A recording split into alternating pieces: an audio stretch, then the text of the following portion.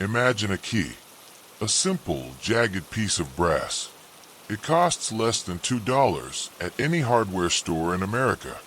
It is a small, insignificant object that sits heavy in your pocket, but in the wrong hands, this small piece of metal is more dangerous than a loaded weapon. We spend our lives building walls. We buy homes in gated communities. We install alarm systems. We pay for security guards to patrol our streets. We do everything we can to keep the darkness out. But what happens when you give the key to the darkness? What happens when the person who unlocks the door to your sanctuary is the very person planning your destruction? On a foggy December night in Newport Beach, a multimillionaire sat at his kitchen table, feeling safer than any man has a right to feel. He didn't know that the key to his castle was lying under the doormat, waiting for a monster to pick it up. He didn't know that his perfect life was about to end, not with a break-in, but with a walk-in. This is the story of how a $2 key destroyed a $50 million life. To find the setting of this tragedy, you must travel to the edge of the Western world, Newport Beach, California. Specifically, a place called Balboa Coves. Even the name sounds like a whisper.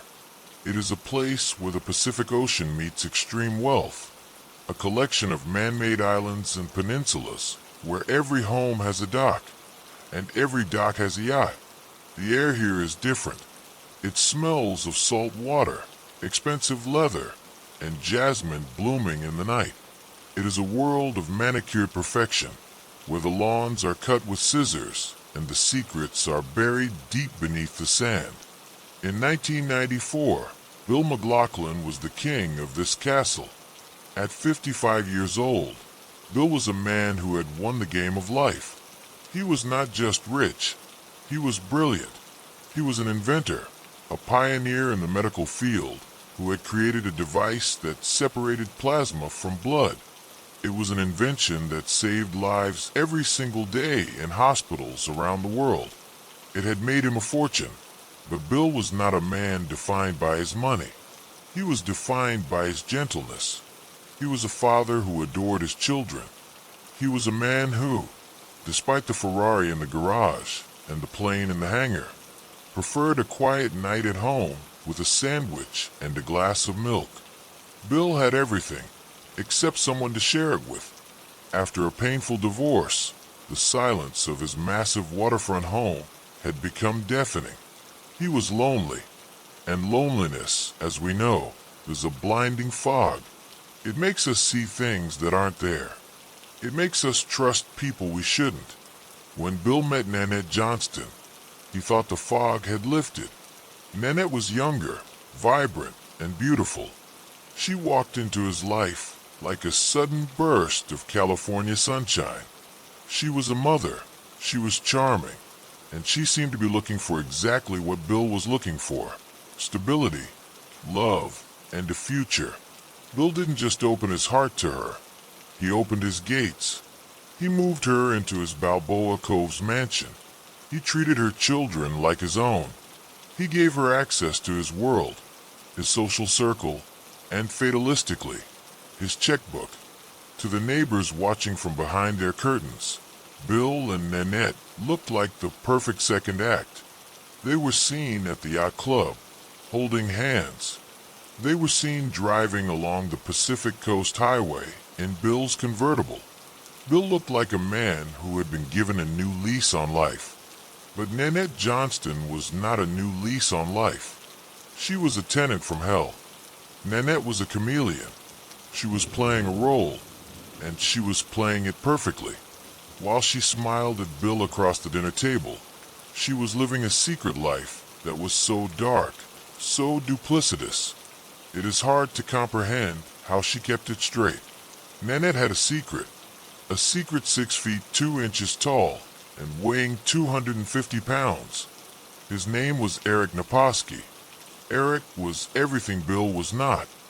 He was a former NFL linebacker, a man who had made his living using his body as a weapon on the football field for the New England Patriots. Now, out of the league, he was working as a bouncer at a nightclub. He was brute force. He was aggression. And he was completely under Nanette's spell. Nanette was masterfully manipulating both men. To Bill, she was the loving girlfriend. To Eric, she was the damsel in distress. She spun a lie to the ex-football player, telling him that Bill was abusive, that he was controlling, that she was trapped in the gilded cage of the beach house. She weaponized Eric's protective instincts. She turned a linebacker into her own personal hitman. But the affair was only half of the betrayal. The other half was financial. Nanette was systematically draining Bill McLaughlin dry, while he was at work inventing devices to save humanity. She was at home forging his signature. She was writing checks to herself. She was moving money. She had stolen hundreds of thousands of dollars. But Nanette knew that math is stubborn. Eventually, the numbers wouldn't add up. Eventually, Bill, who was a brilliant man, would look at the ledger. She knew she was running out of time. She needed a way to keep the money, keep the lifestyle, and get rid of the man who owned it all. She looked at Bill's life insurance policy. $1 million, plus the house, plus the beach property. She did the math. Bill was worth more dead than alive. The date was December 15th, 1994. The weather in Newport Beach was turning. A storm was brewing off the coast, bringing with it a heavy, damp chill that settled into the bones. The waves were chopping against the pylons of the pier. Inside the house at Balboa Coves, the scene was aggressively normal. Nanette had left for the evening. She had told Bill she had to go Christmas shopping, to watch her son's game, to run errands. It was a busy list of alibis. But before she walked out that door, she made a choice. She did not set the alarm. She did not lock the deadbolt.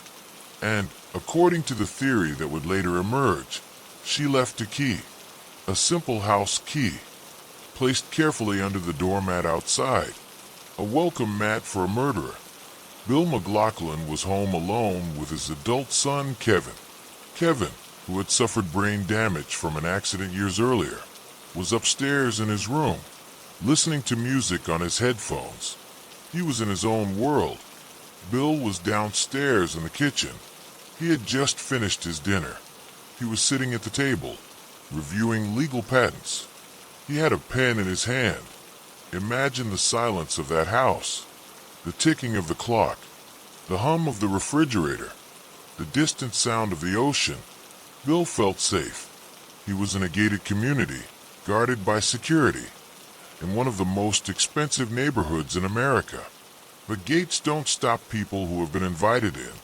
At 9:09 p.m., a shadow fell across the driveway. Eric Naposki, the giant linebacker, moved silently toward the front door. He didn't have to break a window. He didn't have to pick a lock. He reached down, lifted the mat, and found the key. Or perhaps the door was simply left unlocked, unlatched, waiting for him. He opened the door. The sea air rushed into the warm hallway. He walked toward the light of the kitchen. He saw Bill McLaughlin sitting at the table, his back turned, the defenseless posture of a man at ease. Eric raised a 9mm Beretta. He didn't speak. He didn't hesitate. 6 shots shattered the silence. Bang, bang, bang, bang, bang, bang. The hollow point bullets tore through the kitchen, striking Bill in the chest. He slumped forward onto his patent papers, his life ending instantly among the legal jargon and the half-eaten sandwich. The killer turned. He walked out. He closed the door. He melted back into the night, vanishing into the fog of the Pacific Coast Highway. The investigation that followed was a masterclass in frustration. The police arrived to find a scene that made no sense. Nothing was stolen. Bill's wallet, filled with cash, was still in his pocket. His Rolex was on his wrist. The expensive stereo equipment was untouched. This was not a robbery. This was an execution. The detectives immediately looked at Nanette. It is always the spouse, or the partner. They found out about Eric. They found out about the affair. They found out about the stolen money. It seemed like a slam-dunk case. They had the motive, money and love. They had the opportunity.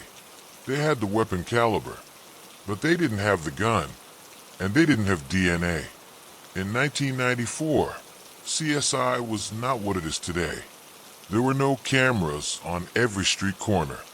Eric Naposki kept his mouth shut. Nanette Johnston played the grieving widow with Oscar-worthy dedication. The district attorney looked at the evidence and hesitated. They felt they couldn't prove it beyond a reasonable doubt. They were afraid to lose the case. So they let them go. For 15 years, Bill McLaughlin's ghost haunted the hallways of justice. 15 years. Think about that. Nanette Johnston took the money she stole from Bill. She actually managed to get a chunk of his estate before the fraud was fully proven, and she lived the high life. She married another wealthy man. She shopped at Neiman Marcus. She drove Mercedes-Benzes. She raised her children. She lived every day as if she hadn't orchestrated the murder of a good man. Eric Naposki moved on too. He went back to the East Coast. He tried to act like the past didn't exist. But cold cases are not dead cases. They are just sleeping. In 2009, technology had caught up. A new team of investigators opened a box labeled Bill McLaughlin. They dusted off the files. They didn't find a magic fingerprint. They found something else. They found a timeline that didn't work. They re-interviewed witnesses who were now older, wiser, and less afraid to speak. They looked at cell phone tower pings, primitive data from the 90s that showed Eric was not where he said he was. But most importantly, they found the secret key to the case, the conspiracy. They found witnesses who heard Eric bragging. They found a receipt for the gun. They pieced together the financial desperation of Nanette Johnston in a way that no jury could ignore. The arrest came like a thunderclap. Nanette was pulled over in her luxury car. Eric was arrested in Connecticut. The golden couple of the crime were finally in chains. The trial was a revelation. The prosecutor laid it out. Nanette was the mastermind. Eric was the tool. She wound him up and pointed him at Bill. The jury didn't buy the poor me act anymore. They looked at the woman who had lived like a queen on blood money. They looked at the man who used his NFL strength to kill a 55-year-old inventor. Guilty. First-degree murder.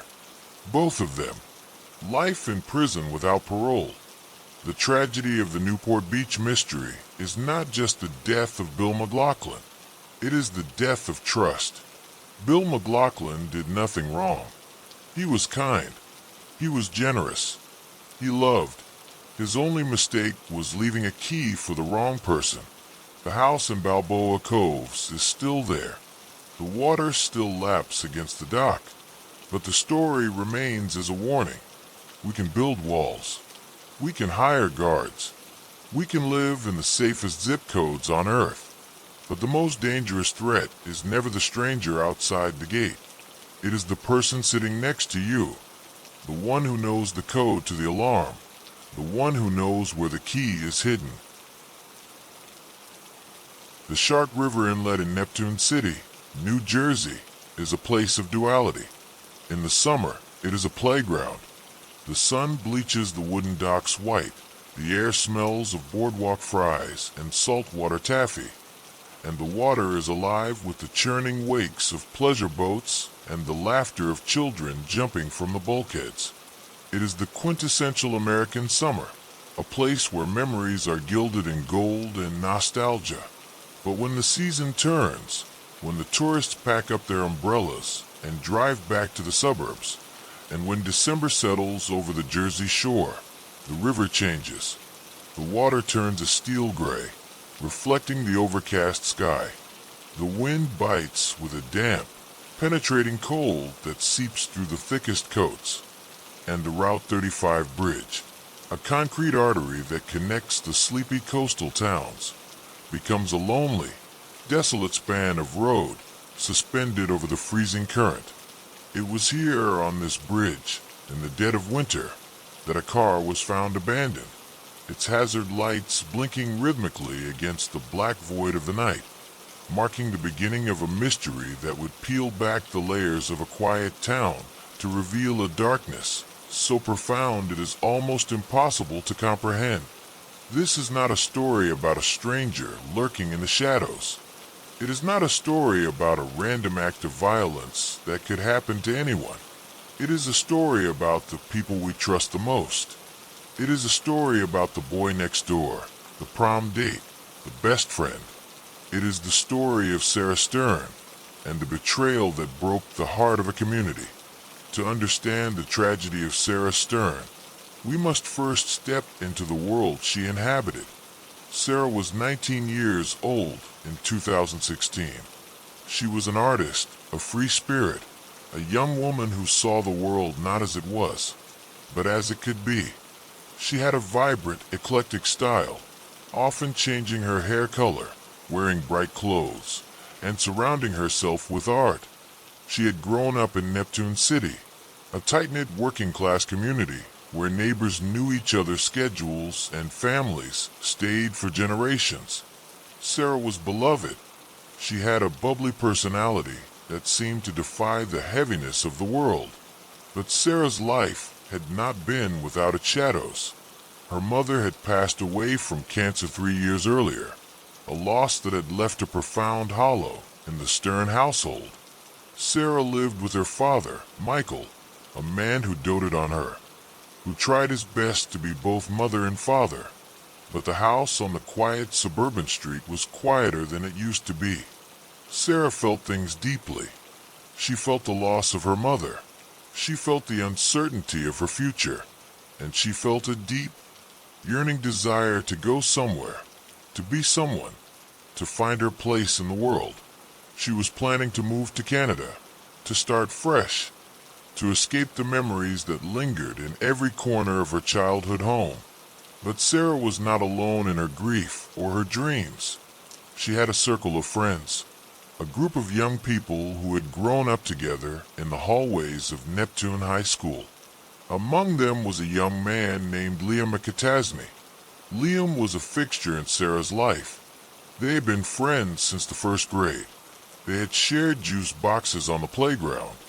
They had navigated the awkward years of puberty, and they had stood side by side at prom. To the outside observer, and indeed to Sarah herself, Liam was more than just a friend. He was family. He was a constant. He was an aspiring filmmaker, a young man with big dreams of his own, known for his creativity and his seemingly laid-back demeanor. He was often seen at the Stern house. He knew the layout of the rooms. He knew the family dog, a rescue named Buddy. He knew Sarah's fears and her secrets. He was the kind of friend you call at 2 a.m. when you can't sleep. He was the kind of friend you trust with your life. And sitting right next to Liam in this circle was Preston Taylor. Preston was another close friend, Sarah's actual date to the junior prom. He was quiet, perhaps a bit more reserved, but he was part of the fabric of her life. Together, they were a trio of shared history. The nightmare began on the afternoon of December 2nd, 2016. It was a Friday. The light was fading early, as it does in the Northeast winter. Sarah had plans. She was going to meet Liam. She had told her father she would be home later. It was a routine exchange, the kind that happens in millions of American homes every day. Be careful. I will. Love you. Love you too. Those were likely the last words Michael Stern ever spoke to his daughter. Hours later, deep in the night, a rideshare driver was crossing the Route 35 bridge. The bridge is not massive, but it is significant. It arches over the Shark River Inlet, connecting Neptune to Belmar. At 2:45 a.m., the driver noticed something strange. A car was parked on the shoulder of the southbound lane. It was a 1994 Oldsmobile 88, a vintage silver sedan that belonged to Sarah's grandmother, a car Sarah was driving. The hazard lights were pulsing. Amber, black, amber, black. The driver slowed down. The car appeared empty. He called the police. When the Neptune Township police arrived, the scene was eerie in its stillness. The car was unlocked. The keys were still in the ignition. The engine was cold. Inside, there were no signs of a struggle. No shattered glass, no blood, no overturned coffee cups. It looked simply as if the driver had pulled over and vanished. The police ran the plates. They came back to the Stern residence. They drove to Michael Stern's house. Waking a father in the middle of the night is the hardest duty a police officer can perform. Michael Stern opened the door, confused, sleepy. When they asked him where Sarah was, he said she should be in her room. He went to check. The bed was empty. The dog, Buddy, was sleeping. Sarah was gone. The discovery of the car on the bridge immediately triggered a specific protocol. In coastal towns, an abandoned car on a bridge usually points to one devastating conclusion: suicide. The Shark River Inlet has a strong current that pulls out into the vast Atlantic Ocean. If someone were to jump, the water would take them swiftly. A massive search operation was launched. The Coast Guard deployed helicopters with thermal imaging cameras. Police boats scanned the surface of the dark water. Divers, braving the freezing temperatures, plunged into the murky depths, feeling their way along the muddy bottom. They searched for days. They searched the riverbanks, the marshes, the oceanfront, but the river gave up nothing. No body, no clothing, no note. As the physical search continued, the emotional search began. The community rallied. Sarah Stern was missing, and her friends were devastated. At the center of this grief was Liam Katasny. Liam was the picture of a heartbroken best friend. He posted on social media, pleading for Sarah to come home. He helped organize search parties. He sat with Michael Stern in his living room, comforting the grieving father, speculating on what might have happened. Liam had a theory, one he shared with the police and with Sarah's dad. He told them that Sarah had been struggling. He painted a picture of a girl on the edge. He said she had a strained relationship with her father, something Michael Stern denied. But grief makes people question everything. Liam said Sarah had talked about running away to Canada. He said she had talked about ending it all. He spun a narrative of a troubled artist who had finally succumbed to her demons. She just wanted to get away, Liam told the detectives. She felt trapped. It was a plausible story. Mental health struggles are invisible, and we often don't know what is happening in the minds of those we love. The police, while keeping all options open, leaned heavily into the suicide theory or the runaway theory. But there were things that didn't add up. Sarah's recent behavior didn't fit the profile of someone planning to die. She was making plans for the future. She had just had tea with a friend. She was vibrant. And then there was the money. In the days following the disappearance, Michael Stern discovered something disturbing. Sarah had recently found a shoebox in the house. It was a box that had belonged to her late mother. Inside, she had found a significant amount of cash, inheritance money that had been put aside. It was roughly $25,000, though rumors among the teenagers inflated the amount to something like $100,000. Sarah, excited and perhaps a bit naive, had taken the money to the bank. But then, for reasons unknown, she had kept some of it, or moved it. The details were murky, but the police knew one thing. Sarah had access to cash. If she ran away, the cash would be gone. But if she jumped, where was the money? Months passed. The flyers with Sarah's smiling face, her hair a bright purple in the photo, began to fade on the telephone poles. The winter turned into spring. The search was scaled back. To the world, Sarah Stern was a tragic mystery, a girl who walked off a bridge. But secrets are like heavy stones carried in a pocket. Eventually, the weight becomes too much to bear, or they tear through the fabric and fall out. Liam McCatasney was carrying a stone, but it wasn't the stone of guilt. It was the stone of pride. Liam viewed himself as a filmmaker, a storyteller, a genius. He believed he had orchestrated the perfect crime, a narrative so compelling that he had fooled the police, the father, and the entire town. And like any filmmaker, he needed an audience. He needed someone to appreciate his work. Enter Anthony Curry. Anthony was another friend, a young filmmaker who had gone to high school with Liam and Sarah. He was known for making horror movies and amateur films. Liam began to spend time with Anthony. At first, the conversations were normal, but then Liam started to pitch ideas for a movie. He talked about a story involving a strangulation. He talked about how to dispose of a body. He talked about the perfect murder.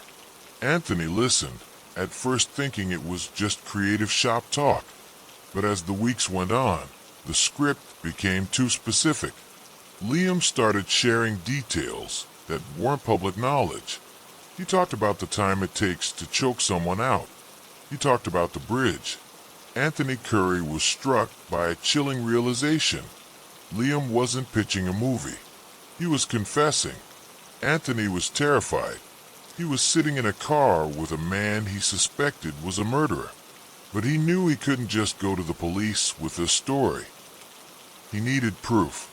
So, in a moment of extraordinary bravery, Anthony Curry went to the authorities. He told them everything.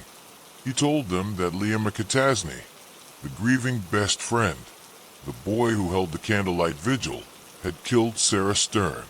The police were skeptical but intrigued. They needed a smoking gun. They asked Anthony to do the unthinkable, to wear a wire, to get back into the car with Liam, to act as his friend, and to get him to say it on tape. On January 31st, 2017, nearly 2 months after Sarah vanished, Anthony picked up Liam. The car was rigged with hidden cameras and microphones. The police were listening nearby. What followed was one of the most chilling confessions ever recorded in American criminal history. It wasn't a tearful admission of an accidental death. It was a cold, calculated, almost clinical play-by-play of an execution. As the car drove through the dark streets of Bradley Beach, Liam McCatasney began to speak. He was relaxed. He was eating. He talked about the murder as if he were describing a grocery run. "I pretty much hung her," Liam said, his voice devoid of emotion. "I picked her up and had her dangling off the ground. It took me a half hour to kill her." He described how he had gone to Sarah's house that Friday afternoon. He knew she had found the money. He thought there was $100,000 in that shoebox. That was the motive. Not passion, not rage, not revenge. Just greed. Pure, unadulterated greed. He wanted the money to fund his life, to buy equipment, to be comfortable. He described how they were together in the house, how she showed him the money. And then he described the attack. He choked her. He watched the light go out of his best friend's eyes. He described checking his watch. "I set a timer," he said. She was just there. But the horror didn't end with the death. Liam had a problem. He had a body in a house. He needed to get rid of it, and he couldn't do it alone. He told Anthony that he called Preston Taylor. Preston Taylor, the prom date, the other best friend. Liam called Preston and told him he had done it, and Preston didn't call the police. He didn't scream. He came over.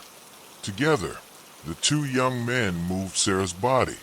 They dragged her out of her own home. They put her in the passenger seat of her grandmother's Oldsmobile. Liam drove Sarah's car. Preston drove his own car behind him. A macabre funeral procession of two. They drove to the Route 35 bridge. It was late. The bridge was empty. Liam described how they pulled over, how they dragged Sarah's body out of the car, how they lifted her over the railing, and how they threw her into the icy black water below. Then they staged the scene. They left the keys. They left the car unlocked. They wanted it to look like a suicide. And the money? The $100,000 Liam killed for? It turned out to be mostly old, tattered bills. Not $100,000. It was around $10,000, maybe less. He had killed his best friend for the price of a used car. It was the worst money I ever saw, he complained on the tape. Burned old money. I didn't even know what to do with it. He complained about the quality of the cash. He complained about the effort. He showed zero remorse for the life he had extinguished. The police listening in the surveillance van were stunned. They had heard enough. They had the confession. They had the motive. They had the accomplice. The arrest sent a shockwave through Neptune City that is still felt today. When the news broke that Liam McCatasney and Preston Taylor had been arrested for the murder of Sarah Stern, the community couldn't process it. Michael Stern, the father who had allowed these boys into his home, who had let them comfort him, was shattered. The betrayal was absolute. It was a violation of the sanctity of friendship, of home, of trust. Preston Taylor pleaded guilty quickly. He turned on Liam. He agreed to testify against him in exchange for a plea deal. At the trial, Preston took the stand. He looked small, broken, but his testimony was damning. He described the phone call. He described arriving at the house and seeing Sarah's body. He described the drive to the bridge. He confirmed every detail Liam had bragged about in the car. But the centerpiece of the trial was the video. The jury sat in stunned silence as they watched the hidden camera footage from Anthony Curry's car. They watched Liam mime the strangulation. They watched him laugh. They watched a young man with a hole where his soul should be. The defense tried to argue that it was just a story, a screenplay pitch, a fabrication by a boy who wanted to impress a filmmaker. But the details were too precise. Preston's testimony was too corroborating. And then there was the safe. Police found a safe in Liam's room. Inside, they found some of the money. The old, tattered bills that Sarah had found in her mother's shoebox. It was the physical link, the blood money that tied him irrevocably to the crime. In February 2019, the jury delivered their verdict. Guilty on all counts. First-degree murder, robbery, desecration of human remains, conspiracy. When the verdict was read, Liam McCatasney stood stone-faced. He showed no emotion. He didn't cry. He didn't look at Michael Stern. He remained the cold, detached figure he had been on the tape. At the sentencing, Michael Stern spoke. His voice was heavy with the weight of a grief that has no end. He spoke of Sarah's art. He spoke of her laugh. He spoke of the future she would never have. He spoke of the phantom limb pain of losing a child. I will never hug her again, he said. I will never see her become the woman she was meant to be. Liam was sentenced to life in prison without the possibility of parole. Preston Taylor was sentenced to 18 years. Sarah Stern's body was never found. The Shark River, with its strong tidal currents, kept her. Some say this is the ultimate tragedy, that there is no grave, no final resting place. But in a way, the ocean was where Sarah always wanted to be. She loved the water. She loved the horizon. Today, If you drive over the Route 35 bridge in Neptune City, it looks like any other bridge. Cars rush by, commuters heading to work, tourists heading to the beach. The water below flows in and out with the moon. But for the people of Neptune City, the bridge is a scar. It is a reminder of the night the lights blinked amber against the dark. It is a reminder of the girl with the purple hair and the bright spirit. And it is a chilling reminder of the fragility of trust. We teach our children to be wary of strangers. We tell them not to get into cars with people they don't know. We tell them to lock the doors at night, but we rarely teach them to fear their friends. We don't teach them that the monster might not be hiding under the bed, but sitting on it, playing video games, eating our food, laughing at our jokes. Sarah Stern didn't die because she was reckless. She didn't die because she was in the wrong place at the wrong time. She died because she loved her friends, and she believed they loved her back. The story of Sarah Stern is not just a true crime story. It is a modern American tragedy. It exposes the dark underbelly of suburban desire, the need for money, for status, for making it, and how that desire can curdle into something deadly. Liam McCatasney didn't kill for survival. He killed for a shortcut. He looked at a human life, a life he had known for years, and saw nothing more than a transaction. As the years pass, the shock fades, but the sadness remains. The art Sarah created still hangs in her father's house. The memories of her persist in the minds of those who truly loved her, and the river keeps flowing, carrying its secrets out to the vast, indifferent sea. So tonight, as you lay in the safety of your home, listen to the wind outside. Think of the bridges that connect us to one another. Think of the trust that holds our lives together. It is a strong bond, but as Sarah found out, it can be severed in an instant. Hold your true friends close. Listen to your instincts. And remember Sarah Stern, not as the victim of a crime, but as the girl who dared to dream, even when the darkness was closing in. The bridge is empty now. The hazard lights are off, but the silence speaks volumes. There are places in America where the night feels different. It is not the noisy, electric night of the city, nor the humid, cricket-filled night of the South. In the north woods of Wisconsin, the night is a heavy, physical weight. It is a place of immense, silent beauty, where millions of acres of pine and birch forest stretch out under a sky so clear you can see the Milky Way like a scar across the heavens. It is a place where people move to find peace, to raise families in the safety of small towns, where doors are often left unlocked and neighbors are more like family. Barron, Wisconsin, is one of these places. It is a town of 3,000 people, anchored by a turkey processing plant, surrounded by cornfields and thick woods. It is the kind of community where the rhythm of life is dictated by the seasons, the gold of the autumn harvest, the white silence of the deep winter, and the muddy thaw of spring. But on a crisp night in October 2018, that rhythm was shattered.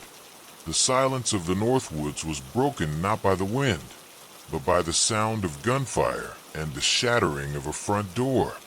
And in the span of 4 minutes, a house that was a sanctuary became a tomb, and a 13-year-old girl named Jayme Closs vanished into the darkness, leaving behind a mystery that would freeze the blood of the entire nation. This is not just a story about a crime. It is a story about the fragility of safety. It is a story about the monster who hides in plain sight, and the quiet, unyielding courage of a girl who refused to become a memory. To understand the terror of October 15th, 2018, we must first look at the normalcy that preceded it. The Closs family, James, Denise, and their daughter Jayme, lived a quiet, quintessentially American life. Their home was located on Highway 8, just outside the town limits of Barron. It was a modest, comfortable house, set back from the road, surrounded by trees. James, aged 56, and Denise, 46, worked at the Jennie-O turkey plant. They were hard-working, reliable people. James was known for his gentle nature and his love for the Green Bay Packers. Denise was the heart of the family, a woman with a warm smile and a fierce love for her daughter. Jayme was a shy, sweet 13-year-old. She was a dancer, a girl who loved her dog, Molly, and who was just beginning to navigate the transition from childhood to adolescence. They were not people who had enemies. They were not involved in high-stakes business deals or criminal underworlds. They were the people next door. On that Sunday afternoon, the family was home. They had attended a birthday party earlier in the day. It was a day of cake, laughter, and family photos. As evening fell, the temperature dropped, signaling the coming winter. They settled in for the night. James was getting ready for his shift at work. Denise and Jayme were in their bedrooms. The house was quiet. The lights were dimmed. It was the safest place in the world. But at approximately 12:53 a.m., the Barron County Sheriff's Department received a 911 call that defied explanation. The dispatcher who picked up the line heard no voice. There was no frantic plea for help, no description of an intruder. There was only chaos. The line was open, but the only sounds were a lot of yelling, a distant commotion that sounded like a struggle, and the barking of a dog. Then the line went dead. The dispatcher immediately tried to call back, but there was no answer. A sense of dread washed over the dispatch center. Officers were dispatched immediately, their sirens cutting through the empty, dark roads of Barron County. When the deputies arrived at the Closs residence, just 4 minutes later, the house was dark, but as they approached the front door, their flashlights revealed the first sign of horror. The door had been kicked in. The wood frame was splintered. The lock was destroyed. This was not a stealthy entry. It was an invasion. The officers drew their weapons and entered. The air inside smelled of gunpowder. Just a few feet from the front door, they found Jayme Closs. He had been shot to death. It was evident he had come to the door to investigate the noise, to protect his family, and had been met with immediate, overwhelming violence. The officers moved deeper into the house, clearing rooms, calling out. In the bathroom, they found a scene of utter devastation. The door had been blasted open. Inside, in the bathtub, they found Denise Closs. She, too, had been murdered. But the true horror of the night was not just who was there, but who was not. The house was supposed to contain 3 people. The officers searched the closets. They looked under the beds. They checked the basement. They found the family dog, Molly, unharmed but terrified. But Jayme was gone. In the hours that followed, the sun rose over a town that had fundamentally changed. The news spread like a shockwave. A double homicide and a missing child. An Amber Alert was issued. The FBI descended on Barron. The Wisconsin Department of Justice sent their best agents. The Closs home became a crime scene taped off in yellow and red, swarming with forensic technicians in white suits searching for a fingerprint, a hair, a tire track, anything that could explain how a girl could vanish into thin air. The investigation that followed was one of the most intense in Wisconsin history. Sheriff Chris Fitzgerald, a man who knew the community intimately, became the face of the search. He stood before the cameras day after day, his face etched with exhaustion and determination. He pleaded with the public for information. He asked hunters to check their trail cameras. He asked neighbors to check their properties. 2,000 volunteers walked in a line through the cornfields and the forests, stepping over frozen furrows, looking for a piece of clothing, a phone, or a body. They found nothing. The theories were endless. Was it a revenge killing?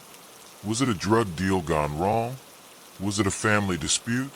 The investigators looked at every angle. They looked into James and Denise's past. They looked at their co-workers.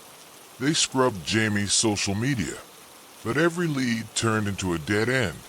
The Closs family had no secrets. They had no debts. They had no enemies. This was the locked room, mystery on a terrifying scale. A stranger had come out of the night, killed 2 parents, taken the child, and disappeared without leaving a single trace of forensic evidence. No DNA, no fingerprints, no shell casings were found that could be traced to a registered owner. It was as if a ghost had committed the crime. Weeks turned into months. The autumn leaves fell, and the snow began to pile up. Thanksgiving passed, then Christmas, then Jayme's 14th birthday. The Light of Hope ceremonies held in Barron were heartbreaking. The community lit blue lights on their porches to guide Jayme home, but as the temperature dropped to 20 degrees below zero, the hope began to freeze. The statistics for missing children are grim. After the first 48 hours, the chances of survival plummet. After 3 months, the odds are almost non-existent. People began to whisper that she was gone, that she lay buried somewhere in the vast, frozen wilderness of the Midwest. But Jayme Closs was not dead. She was alive, and she was not far away. She was 88 miles north, in a small, isolated cabin in the town of Gordon, Wisconsin. The monster who had taken her was not a mastermind criminal. He was not a hitman. He was a 21-year-old drifter named Jake Patterson. The terrifying reality of the crime was its randomness. Jake Patterson had no connection to the Closs family. He didn't know them. He had never spoken to them. One day, weeks before the murder, he had been driving behind a school bus on Highway 8. He watched the bus stop. He watched a young girl get off and walk up the driveway. He watched her for maybe 10 seconds, and in that brief, meaningless moment, he decided he was going to take her. It is a thought that keeps parents awake at night, the idea that a casual glance from a stranger can seal a fate. Patterson spent weeks planning. He bought a shotgun. He shaved his head and his beard so he wouldn't leave hair at the scene. He stole license plates to put on his car. He unscrewed the dome light in his vehicle so it wouldn't illuminate when the door opened. He went to the house twice before, but scared off by lights or cars. On the 3rd night, he committed the act. He dragged Jayme from her home, threw her into the trunk of his car, and drove her to his cabin in the deep woods. For 88 days, Jayme Closs lived in a nightmare. The cabin was small, cluttered, and cold. Patterson kept her captive in a way that was psychological as much as physical. He forced her to hide under his twin bed. He piled boxes, weights, and laundry baskets around the bed frame so that no one could see her. If he had to leave the house, or if anyone came over, he would barricade her in. He told her that if she moved, if she made a sound, if she tried to escape, he would hurt her. He played loud music to cover any noise she might make. Jayme lay in the darkness under that bed for hours, sometimes days, at a time. She had no idea if anyone was looking for her. She had no idea if she would ever see the sun again. She was terrified, grieving the violent death of her parents, and completely isolated from the world. But Jayme Closs possessed a strength that Patterson did not anticipate. He saw her as a possession, a terrified child. He did not see the steel spine of a survivor. She observed him. She learned his routines. She realized that he was getting complacent. She waited. She didn't panic. She conserved her energy. She was waiting for the one mistake, the one window of opportunity. That window opened on the afternoon of January 10th, 2019. Jake Patterson told Jayme, He was going to visit relatives for a few hours. He went through his routine. He ordered her under the bed. He piled the heavy totes and weights against the frame. He turned on the music, and he walked out the door. Jayme heard the car engine start. She heard the tires crunch on the snow. She heard the sound fade away. She knew this was it. She pushed.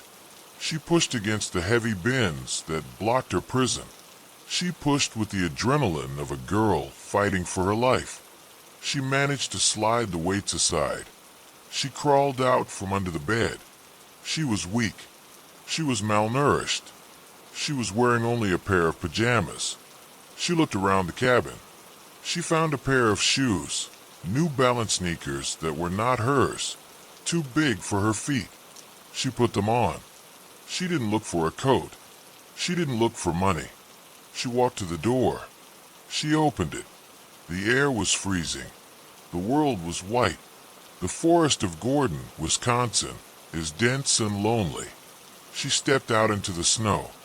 She didn't know where she was. She didn't know which way to go. She just walked. At that same moment, a woman named Jean Nutter was walking her dog, a golden retriever named Henry, down a quiet, snow-covered road nearby. Jean was a former social worker. She enjoyed the solitude of the woods. Through the mist of her breath, she saw a figure walking toward her, a small, disheveled figure in pajamas and oversized shoes, shivering violently in the cold. As the figure got closer, Jean realized it was a child. The girl had matted hair and looked like a ghost. The girl walked up to her and spoke 3 words that would ring out across the country. "I'm Jayme Closs." Jean Nutter knew exactly who she was. Every person in Wisconsin knew that face. But seeing her there, walking out of the woods like a spirit returning from the dead, was shocking. Jean didn't ask questions.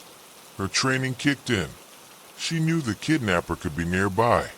She grabbed Jayme and rushed her to the nearest neighbor's house, pounding on the door until they let them in. "This is Jayme Closs," she shouted. "Call 911.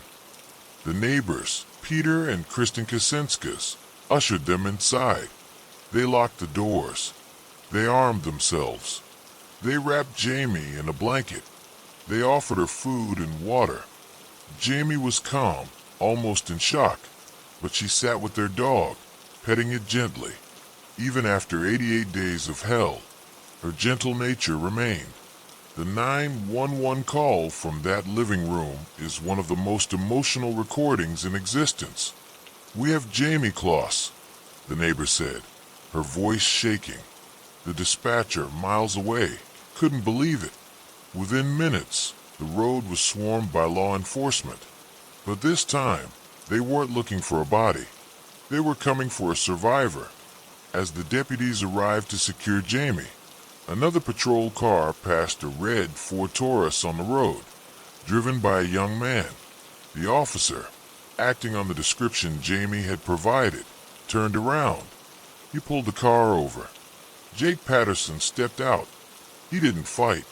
He didn't run. He seemingly knew it was over. "I did it," he reportedly said. He had returned to the cabin to find the tracks in the snow, the empty space under the bed, and he'd gotten in his car to flee. But he was too late. The girl he thought he had broken had outsmarted him. The news broke that evening. Jayme Closs has been found alive. The sheriff, Chris Fitzgerald, announced it at a press conference, his voice cracking with emotion. The town of Barron, which had held its breath for 3 months, exhaled.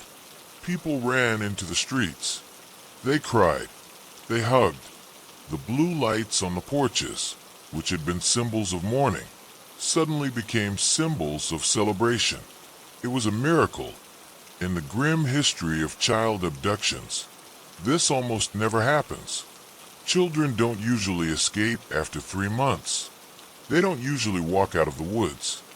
Jayme was reunited with her aunt and her extended family. The photos of that reunion show a mixture of immense relief and profound sorrow. She was safe, but the reality of her loss was waiting for her. She had to learn to live in a world without her parents, carrying the trauma of what she had endured. But Jayme wanted justice. She provided the police with every detail. Her memory was sharp. She described the gun. She described the car. She described the captivity. Jake Patterson was charged with 2 counts of first-degree intentional homicide and 1 count of kidnapping. Faced with the overwhelming evidence in Jayme's testimony, he pleaded guilty. He claimed he did it because he thought he could get away with it. He claimed he loved her in a twisted, delusional way. At his sentencing, Jayme Closs did not appear in the courtroom, but her statement was read aloud. It was a statement of power. He thought that he could own me, she wrote, but he was wrong. I was smarter. I was brave and he was not. He stole my parents. He stole almost everything I love, but he didn't steal me. The judge sentenced Jake Patterson to life in prison without the possibility of parole. He will die in a concrete cell, while the girl he tried to erase lives on. The story of Jayme Closs is haunting because it taps into our deepest, most primal fears. The fear of the sanctity of our home being breached. The fear of the random predator. The fear of the dark woods. But it is also a story that redefines heroism. We often look for heroes in capes or uniforms, but sometimes a hero is a 13-year-old girl in pajamas, shivering in the snow, who refuses to give up. Today, the house in Barron is gone. It was demolished to remove the scar from the landscape, but the community remains, and Jayme remains. She is a young woman now, living her life quietly, surrounded by the family that fought for her. The north woods of Wisconsin are silent again. The wind still howls through the pines. The snow still falls, covering the tracks of the past. But if you listen closely to the wind, you don't just hear the cold. You hear the echo of footsteps walking away from a cabin. The footsteps of a girl walking out of the darkness and into the light. So tonight, as you drift asleep, let the image of the dark woods fade. Replace it with the image of that open door. The door that Jayme opened. Safety is fragile, yes. The world can be dark.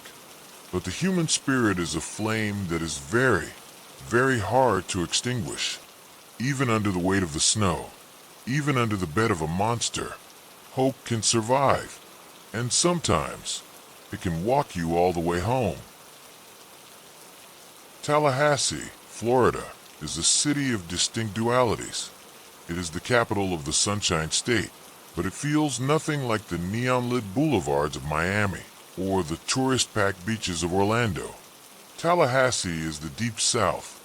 It is a city of rolling hills, ancient canopy roads, where the branches of massive live oak trees touch in the middle, draped in heavy gray Spanish moss that sways in the humid breeze. It is a place of politics and academia, home to Florida State University, where the intellect of the nation gathers in brick buildings to debate the law. But beneath the veneer of Southern gentility and academic prestige, there is a darkness that can fester like the humidity in July. It is a place where intelligence does not always equate to morality, and where the most dangerous enemies are not the strangers lurking in the shadows, but the family members smiling in the family photos. This is the story of a man who believed in the power of the law, who believed in logic and order, only to find himself trapped in a chaotic, violent conspiracy born of a hatred so deep it destroyed 2 families. This is the story of Dan Markel, the brilliant law professor, and the spiderweb of betrayal woven by the very people who once stood beside him at the altar. To understand the tragedy of July 18th, 2014, we must first understand the man at the center of the storm. Dan Markel was a force of nature. He was a legal scholar of the highest order, a tenured professor at the Florida State University College of Law. He was known across the country for his sharp intellect, his prolific writing, and his popular legal blog, Prof's Blog. Dan was a man who loved debate. He loved the friction of ideas. He was intense, yes. He could be abrasive to those who didn't know him, but to his friends and students, he was a mentor, a deeply devoted father, and a man who lived for his two young sons, Ben and Lincoln. Dan was a man of routine. He was disciplined. He believed that if you followed the rules, if you worked hard, the world would make sense. He lived in the upscale neighborhood of Benton Hills, a quiet enclave of mid-century brick homes and manicured lawns, the kind of place where professors and lobbyists raised their families in safety. Dan had been married to Wendy Adelson, a brilliant woman in her own right. Wendy was charming, beautiful, and accomplished, a clinical law professor and a published author. On the surface, they were a power couple. They were the golden duo of the Tallahassee legal scene.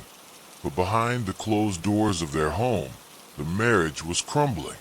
The intellectual sparks that had drawn them together had turned into a fire that burned the foundation of their relationship. In 2012, the marriage ended. But it didn't just end, it exploded. Wendy left Dan abruptly, taking the children and half the furniture while he was away. It was the beginning of a divorce so bitter, so litigious, that it became the talk of the town. But the divorce was not just about two people falling out of love.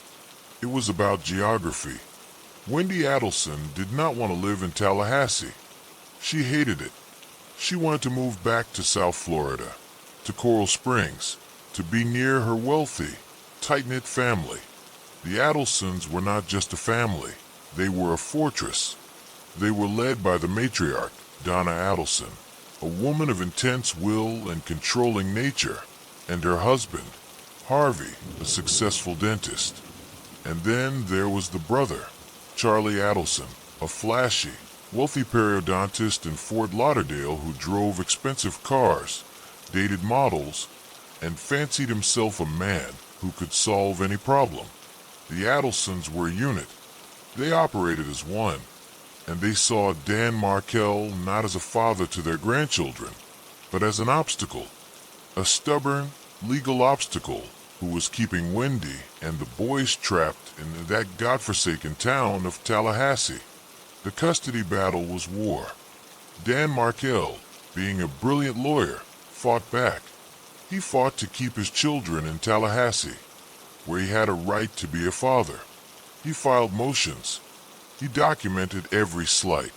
He refused to let the Adelsons take his sons 400 miles away.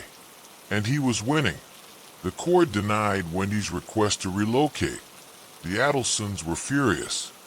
Donna Adelson, the grandmother, began to write emails that were seething with venom. She called Dan names. She suggested extreme measures. She bullied Wendy to be tougher. The hatred in the Adelson family for Dan Markel became an obsession. It was the main topic of conversation at their dinner table. They offered Dan $1 million to give up custody and let Wendy move. He refused. He didn't want their money. He wanted his children. And so, the conversation in South Florida shifted from legal strategies to something much darker. If the law couldn't remove Dan Markel from the equation, perhaps something else could. Perhaps the problem solver, Charlie Adelson, could find a way. The morning of July 18th, 2014, began like any other Friday for Dan Markel. It was the height of summer in North Florida. The air was thick and heavy already at 8 a.m. Dan dropped his two young sons off at preschool. He chatted briefly with the teachers. He was in a good mood. He then headed to the gym, a place called Premier Health and Fitness. Dan was committed to his health. He worked out for about an hour. It was a mundane, healthy routine. But Dan didn't know that he was being hunted. While he was lifting weights, while he was sweating on the elliptical, Two men were sitting in a car in the parking lot, watching the entrance.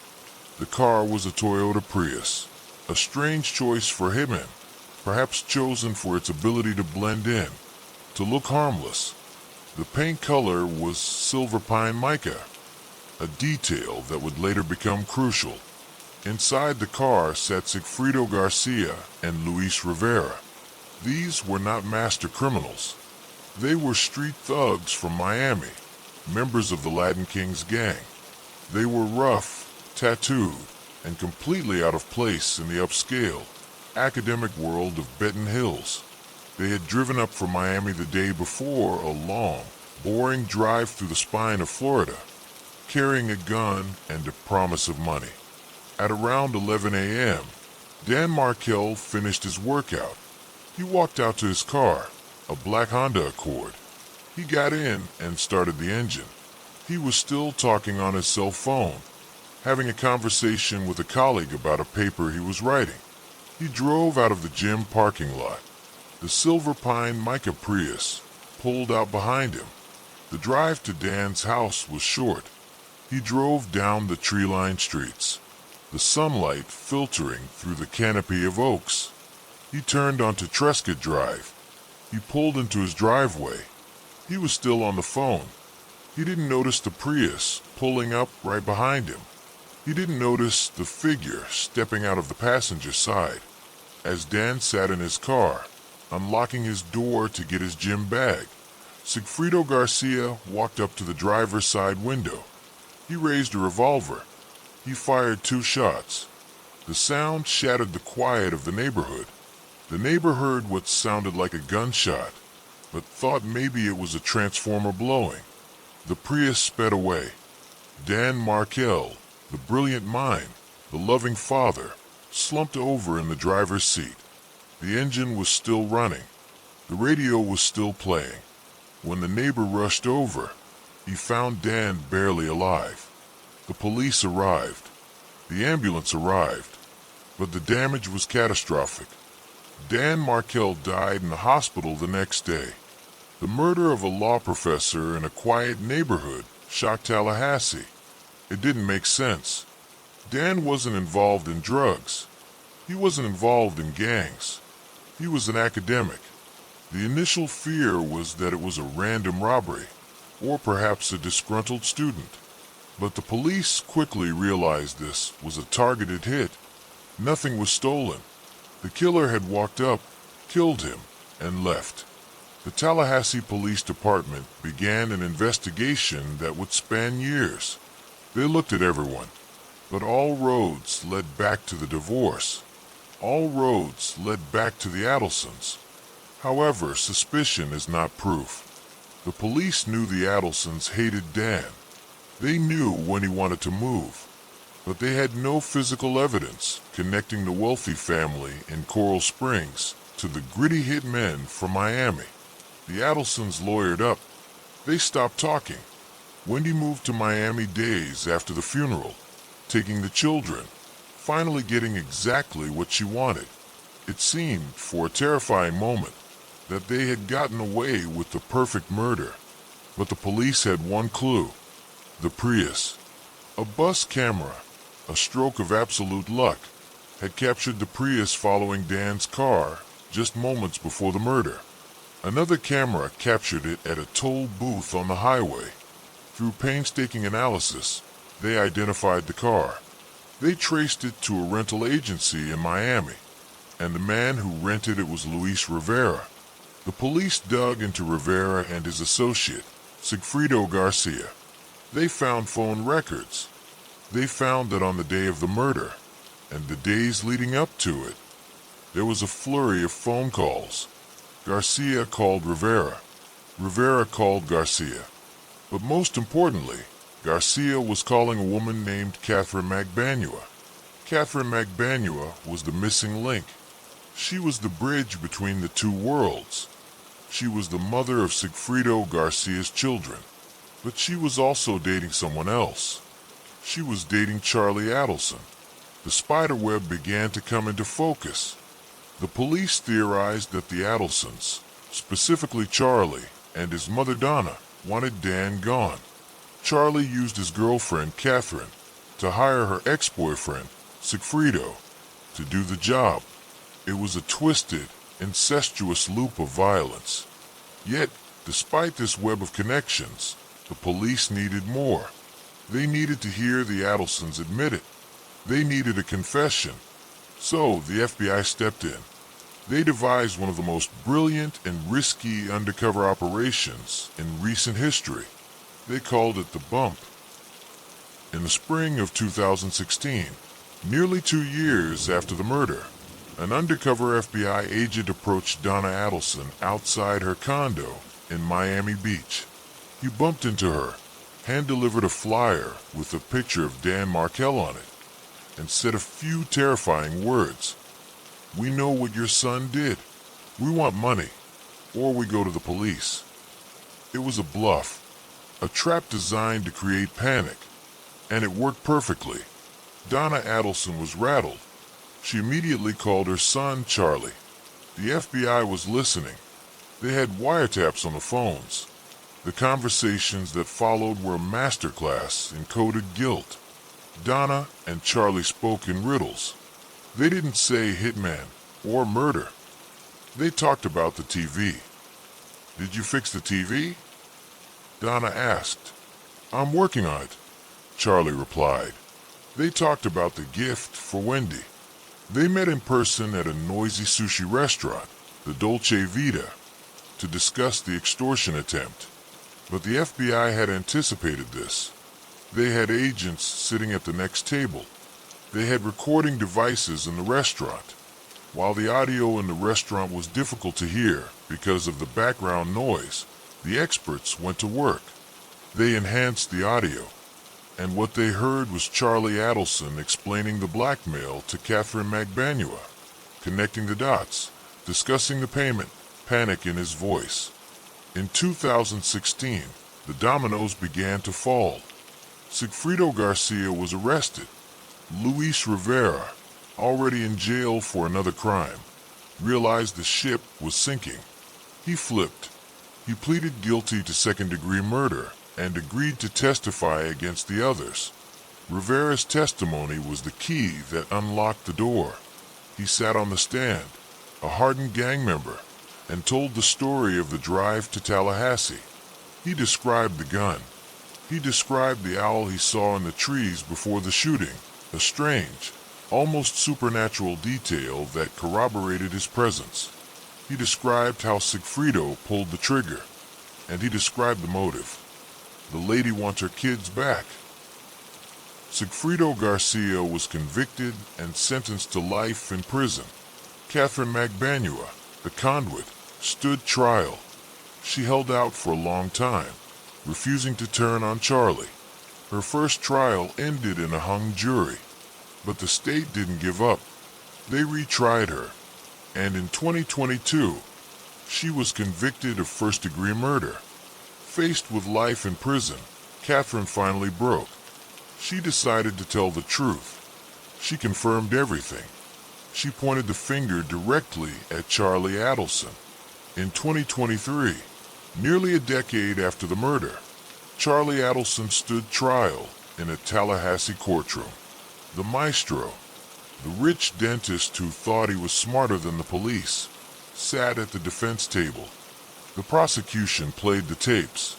They played the bump calls. They played the sushi restaurant recording. They laid out the money trail, the staples of cash given to Catherine, the checks signed by Donna.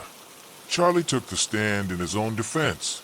He spun a wild, unbelievable story. He claimed he was a victim of extortion by the Latin kings, that he didn't hire them, that he was just trying to protect his family. It was a performance, but the jury didn't buy a ticket. It took them only 3 hours to reach a verdict. Guilty of first-degree murder. Guilty of conspiracy. Guilty of solicitation. Charlie Adelson was sentenced to life in prison without the possibility of parole. But the story didn't end there. As Charlie was being led away, the eyes of justice turned to the matriarch, Donna Adelson.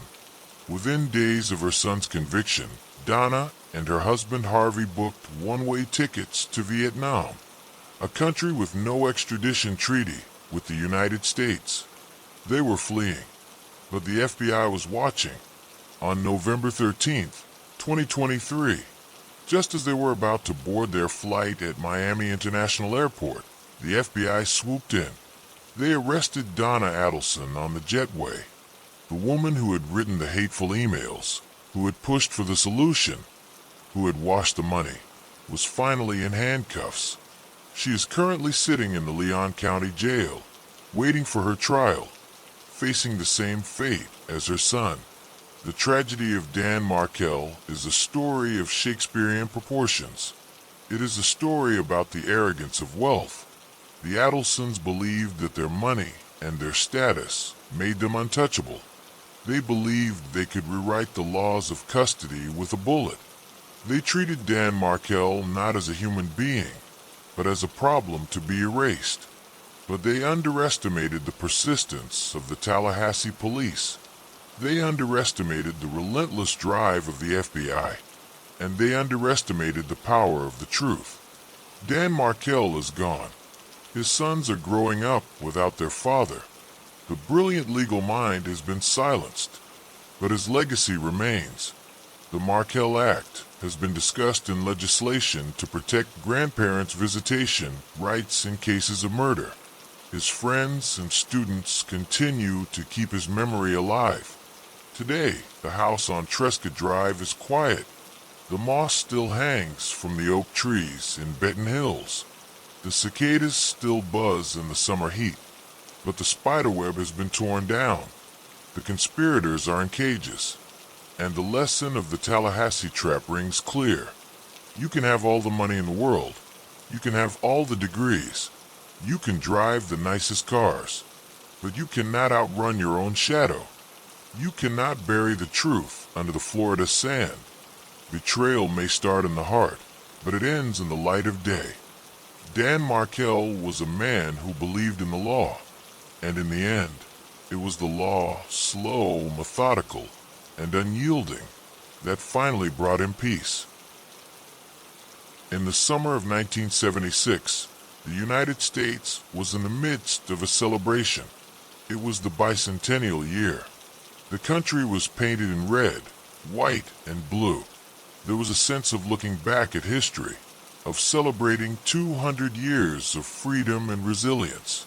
But in the vast, golden expanse of the California Central Valley, far away from the fireworks in Washington, D.C., or the parades in New York City, life moved at a different, slower pace. The Central Valley is the agricultural heart of California.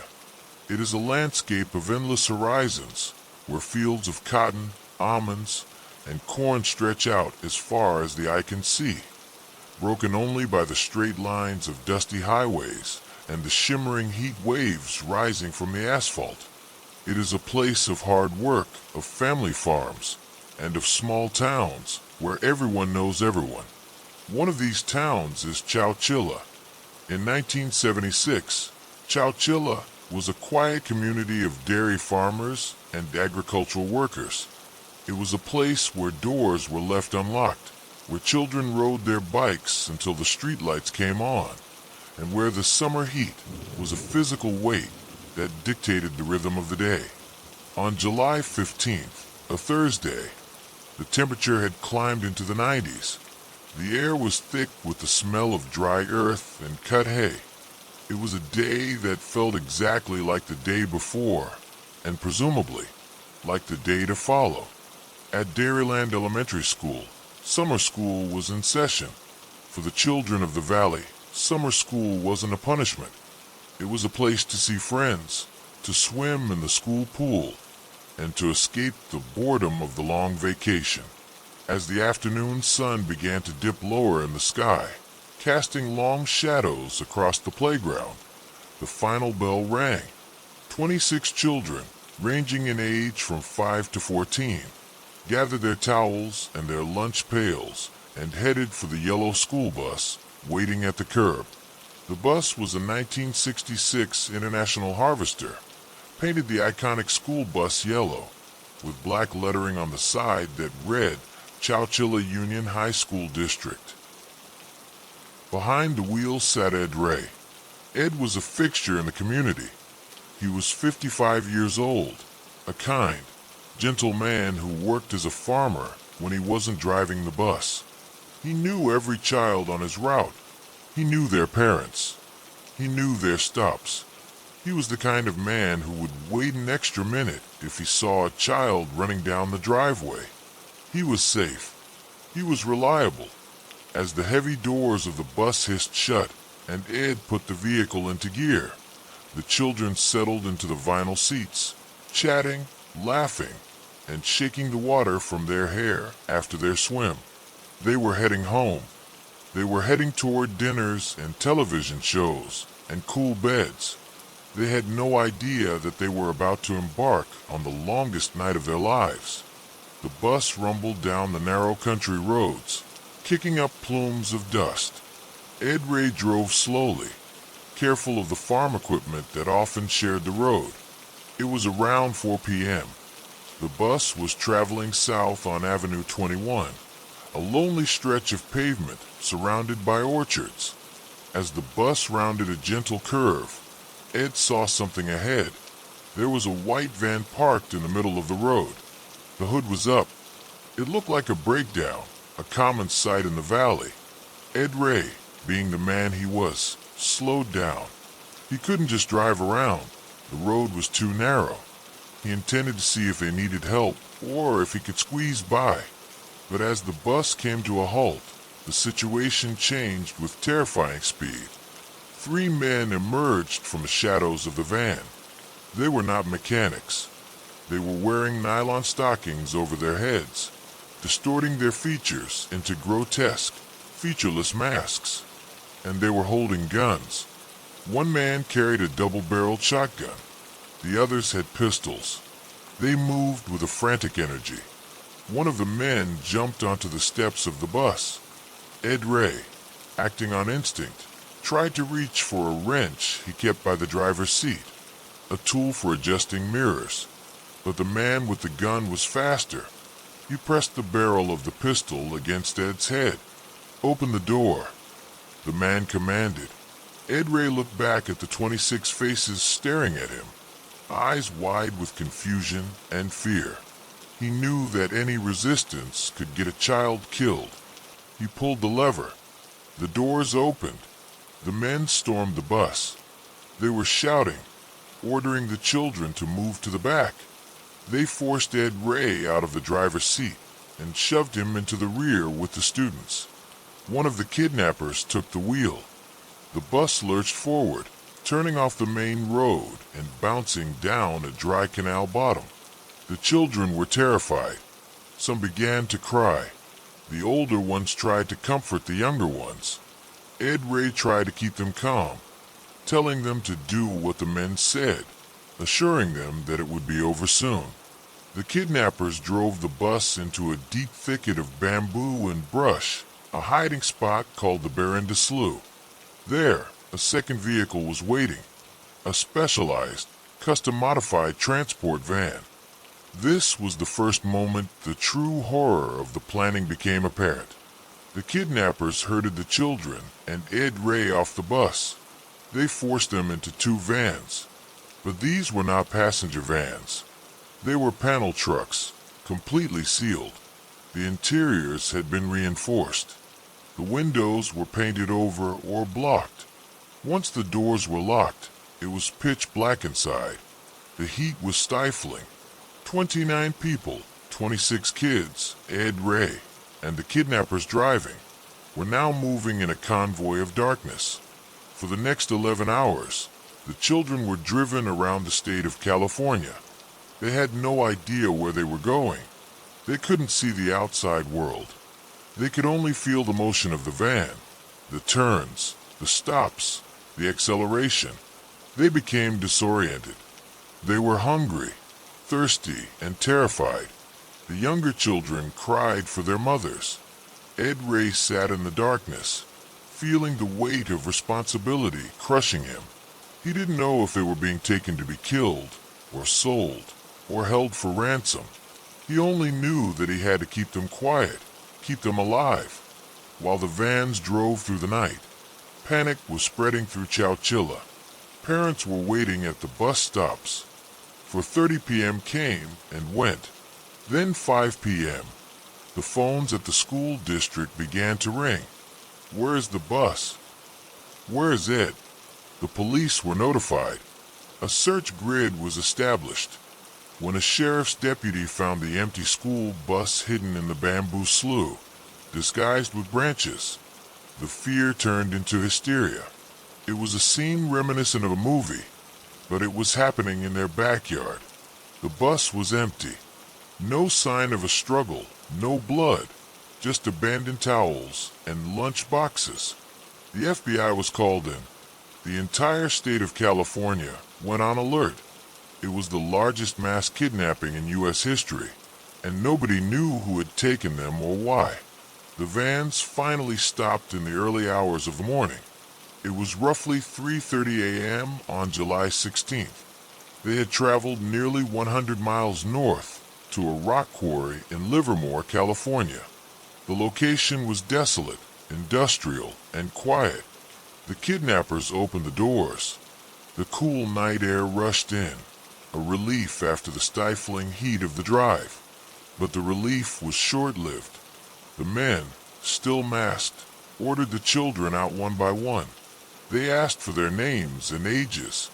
They took a piece of clothing from each child as a souvenir or evidence. And then, they led them toward a hole in the ground. It looked like a grave, a large opening in the earth, surrounded by mounds of gravel and dirt. A ladder descended into the darkness. One by one, the kidnappers forced the children and Ed Ray to climb down the ladder. As they descended, they realized they were not stepping into a cave. They were stepping into the roof of a buried vehicle. The kidnappers had buried a moving van, a large, 26-foot trailer, 6 feet underground. They had cut a hole in the roof and installed a hatch. This was their prison, a tomb built for 27 people. Once everyone was inside, the kidnappers pulled the ladder up. Then, they did something that sealed the horror of the situation. They placed a heavy steel plate over the hole. Then, they weighed it down with 2 massive industrial batteries, each weighing nearly 100 pounds. And finally, they began to shovel dirt over the hatch. The sound of the dirt hitting the metal roof echoed inside the buried chamber. The air grew still. The light was gone. They were buried alive. Inside the buried truck, the conditions were grim, but strangely prepared. The kidnappers had stocked the trailer. There were mattresses scattered on the floor. There were containers of water. There were small boxes of cereal. There were fans powered by batteries, trying to circulate the air. It was clear that this had been planned for months, but the ventilation was poor. As the hours passed, the air grew hot and stale. The stench of the makeshift toilets became overpowering. The darkness was absolute, broken only by a few dying flashlights. The children were exhausted, dehydrated, and hysterical. The psychological toll of being underground, of knowing that tons of earth were pressing down on the roof, was immense. The roof of the van actually bowed under the weight of the dirt. Ed Ray watched the metal ceiling sag, praying it wouldn't collapse and crush them all. Time lost its meaning in the hole. They didn't know if it was day or night. They slept in fitful bursts. They held hands. The older kids, like 14-year-old Mike Marshall, became heroes in the dark. Mike was a brave, stoic boy who refused to give in to the panic. He helped Ed Ray calm the younger ones. He rationed the water. He kept their spirits up. But as the oxygen levels likely began to drop and the heat rose, Ed Ray and Mike Marshall realized something crucial. If they didn't get out, they were going to die there. They couldn't wait for a ransom. They couldn't wait for the police. The kidnappers had buried them and left. Ed Ray and Mike Marshall moved to the spot under the hatch. They stood on the mattresses, stacking them to get closer to the ceiling. They pushed against the steel plate. It wouldn't budge. It was weighed down by the batteries and the dirt, but they didn't stop. They found a piece of wood inside the trailer and used it as a lever. They took turns, the old man and the young boy, pushing with every ounce of strength they had remaining. The heat was suffocating. Their muscles burned, but they could feel a slight movement, a shift. They kept working. They poured water over their heads to stay cool. They encouraged each other. Finally, after hours of struggle, they managed to wedge the lid open just a crack. Dirt poured in, cascading onto their faces. This was a terrifying moment. If they moved the lid too much, the dirt could rush in and bury them instantly. But they cleared the dirt away. They pushed again, and then a miracle. A beam of sunlight pierced the darkness. It was late afternoon on Friday, July 16th. They had been underground for 16 hours. Mike Marshall, fueled by adrenaline, squeezed his body through the narrow opening. He clawed his way up through the loose soil. He pushed aside the heavy batteries, and then he broke the surface.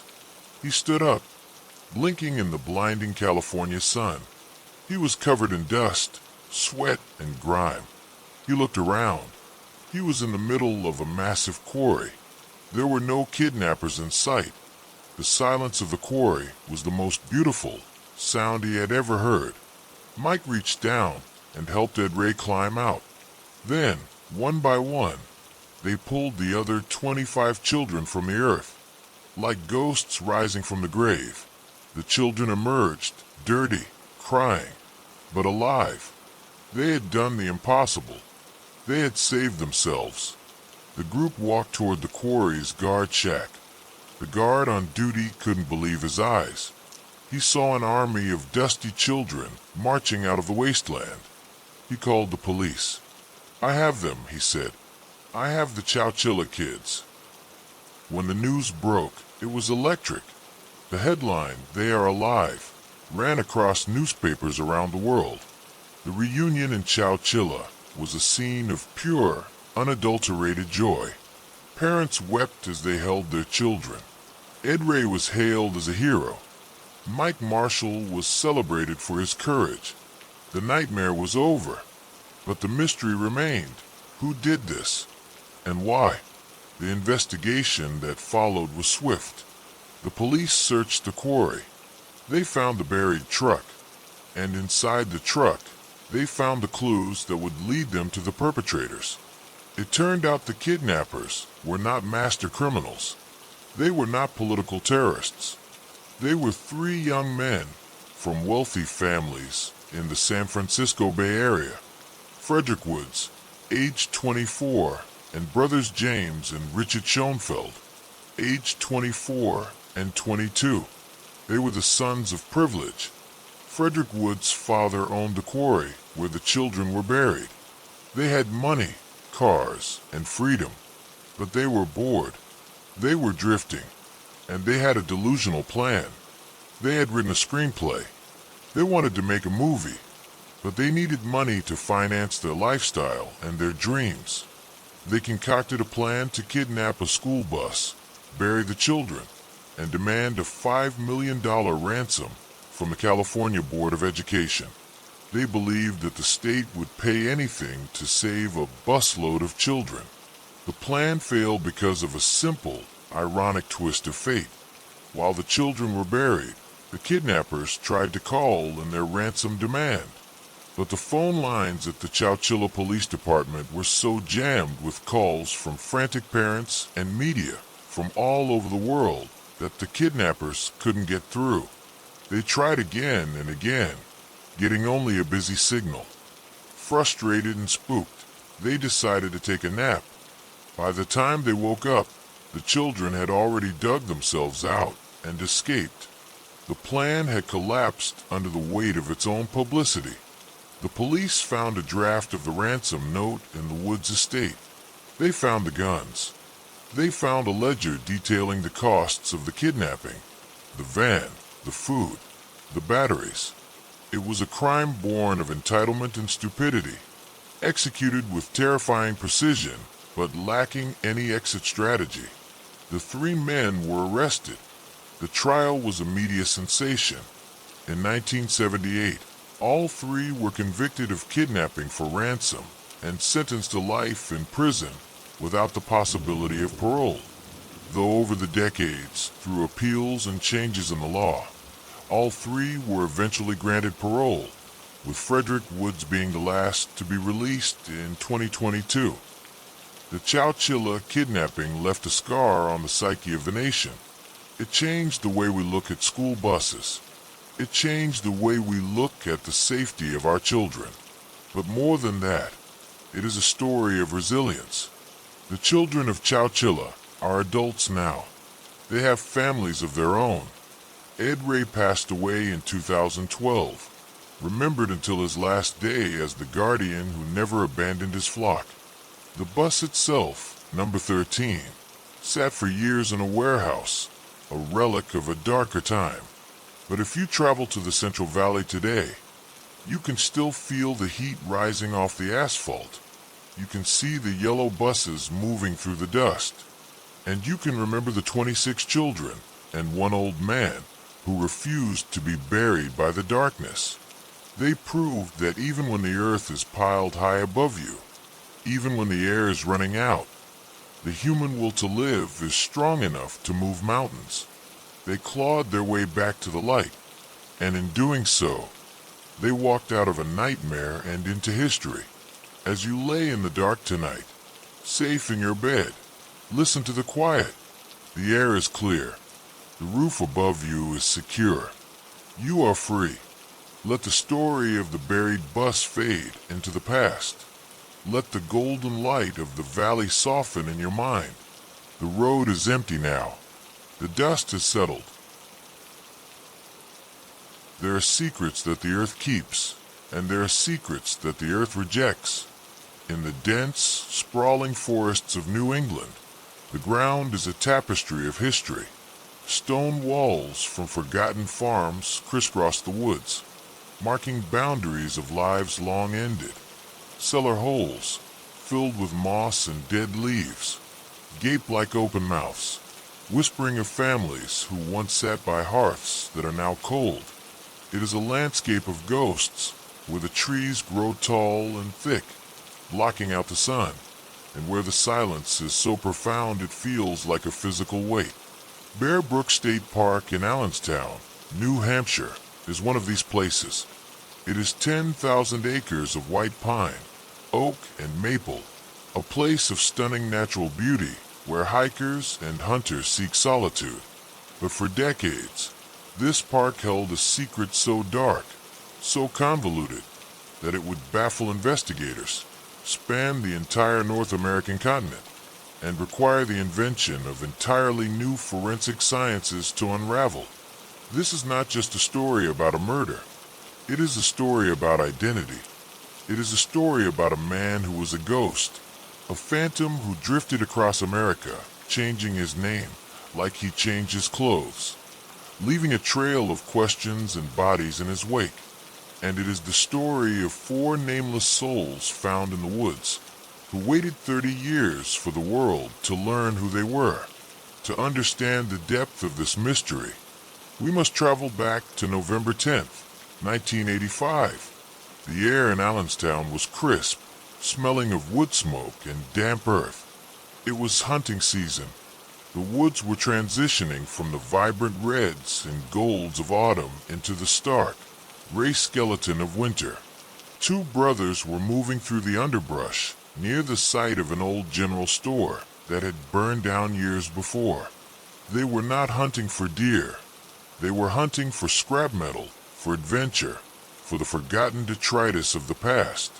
As they walked through a thicket of pine, they stumbled upon something that looked out of place. It was a 55-gallon industrial steel drum, painted blue, lying on its side.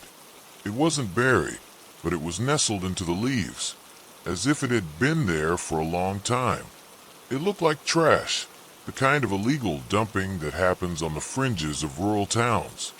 But something about it drew them in. Maybe it was the strangeness of it, or maybe it was a curiosity they would soon regret. The boys approached the barrel. It was heavy. It was sealed. But the seal was imperfect. They pried at it, perhaps expecting to find old oil or chemical waste. Instead, they were hit with a smell. It was a smell that no one ever forgets, a sweet, cloying, rotting scent that triggers a primal alarm in the human brain. Inside the barrel, wrapped in layers of heavy industrial plastic sheeting, were remains. They did not look like people anymore. They were skeletal, disjointed, hidden within the plastic cocoon. The boys, terrified, fled the woods. They told the police.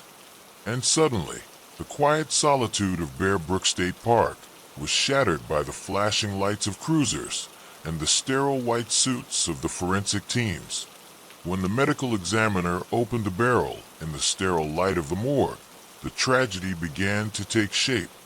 Inside were two bodies. One was an adult female, likely in her mid-20s. The other was a female child, a little girl, maybe 9 or 10 years old. They had been beaten to death. The violence was brutal, blunt, and personal. But there was nothing else.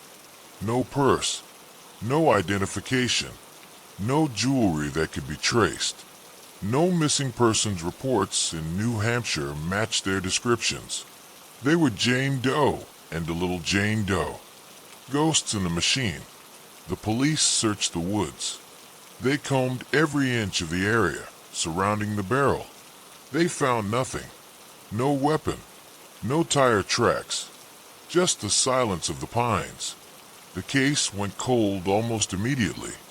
In 1985, DNA profiling was in its infancy, a science fiction dream that was not yet a practical tool for local police departments. Information did not travel at the speed of the internet. If a woman went missing in California or Texas, the police in New Hampshire would have no way of knowing. The victims were buried in a pauper's grave, their headstone marked only with the date of their discovery. The seasons turned. Snow covered the woods of Bear Brook. The leaves returned. The years ground on. The file gathered dust in a cardboard box in the state police archives. The world moved on. But a cold case is never truly dead as long as there is one person who cannot sleep. 15 years passed. It was now the year 2000. The world had entered a new millennium. Technology had shifted. And in the New Hampshire State Police, a new generation of investigators was looking at old files. Sergeant John Cody was one of them. The Bear Brook case, the lady in the barrel, haunted the department. It was an open wound. Sergeant Cody decided to return to the scene. It is a rare thing for an investigator to go back to a crime scene 15 years later expecting to find something new. The woods change. Erosion, animals, and vegetation alter the landscape. But Cody had a nagging feeling. He felt that the search in 1985 had been incomplete. On May 9th, 2000, Sergeant Cody and a team returned to the site near the burned-out store. They walked the grid again. They looked at the depression in the earth where the first barrel had lain. And then, incredibly, miraculously, and horrifically, they found something. Just 100 yards away from the site of the first barrel, hidden deep in a thicket of brush that had grown wild over the decade, was a second barrel. It was identical to the first. Blue steel. 55 gallons. The realization that washed over the investigators was a cold wave of nausea. They had walked past this barrel in 1985 for 15 years, while they wondered who the woman and child were. 2 more victims had been lying right there, waiting in the darkness. They opened the second barrel. Inside were 2 more bodies. Both were little girls. One was maybe 3 or 4 years old. The other was tiny, barely 2 years old. The scale of the crime had doubled. This was not just a murder, it was a massacre. A woman and 3 children. A family. Wiped off the face of the earth, wrapped in plastic, stuffed into industrial drums, and discarded like trash in the New Hampshire woods. And still, no one knew who they were. The discovery of the second barrel reignited the investigation with the furious intensity.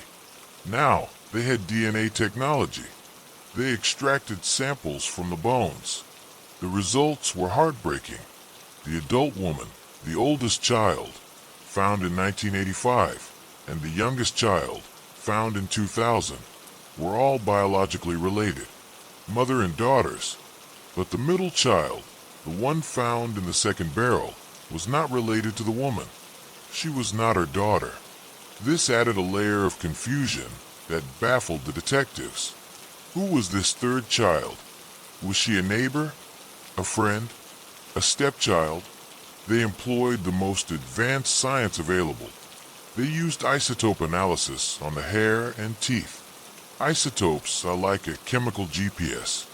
The water you drink and the food you eat leaves a specific atomic signature in your body that relates to the geography of where you lived. The test showed that the woman and children had not lived in New Hampshire for very long. They had moved around. They had spent time in the Northeast, but also further south, maybe the Carolinas, maybe the West. They were transient. This explained why no one in Allenstown reported them missing.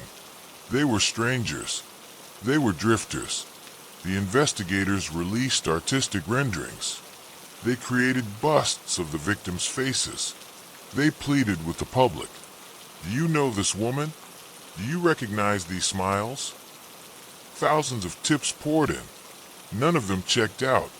The Allenstown Four, as they came to be known, remained nameless. While the police in New Hampshire were hitting walls, a completely separate, equally bizarre story was unfolding 3,000 miles away in California. It seemed unconnected. It involved a man with 1,000 faces. In the 1980s, a man arrived in Manchester, New Hampshire, calling himself Bob Evans. He was a handyman, an electrician, a drifter. He worked at the Wombat Mill. He lived in a trailer. He was known as a loner, a man who didn't talk much about his past. He had a wife, a woman named Elizabeth, and a baby girl. Then, suddenly, he didn't.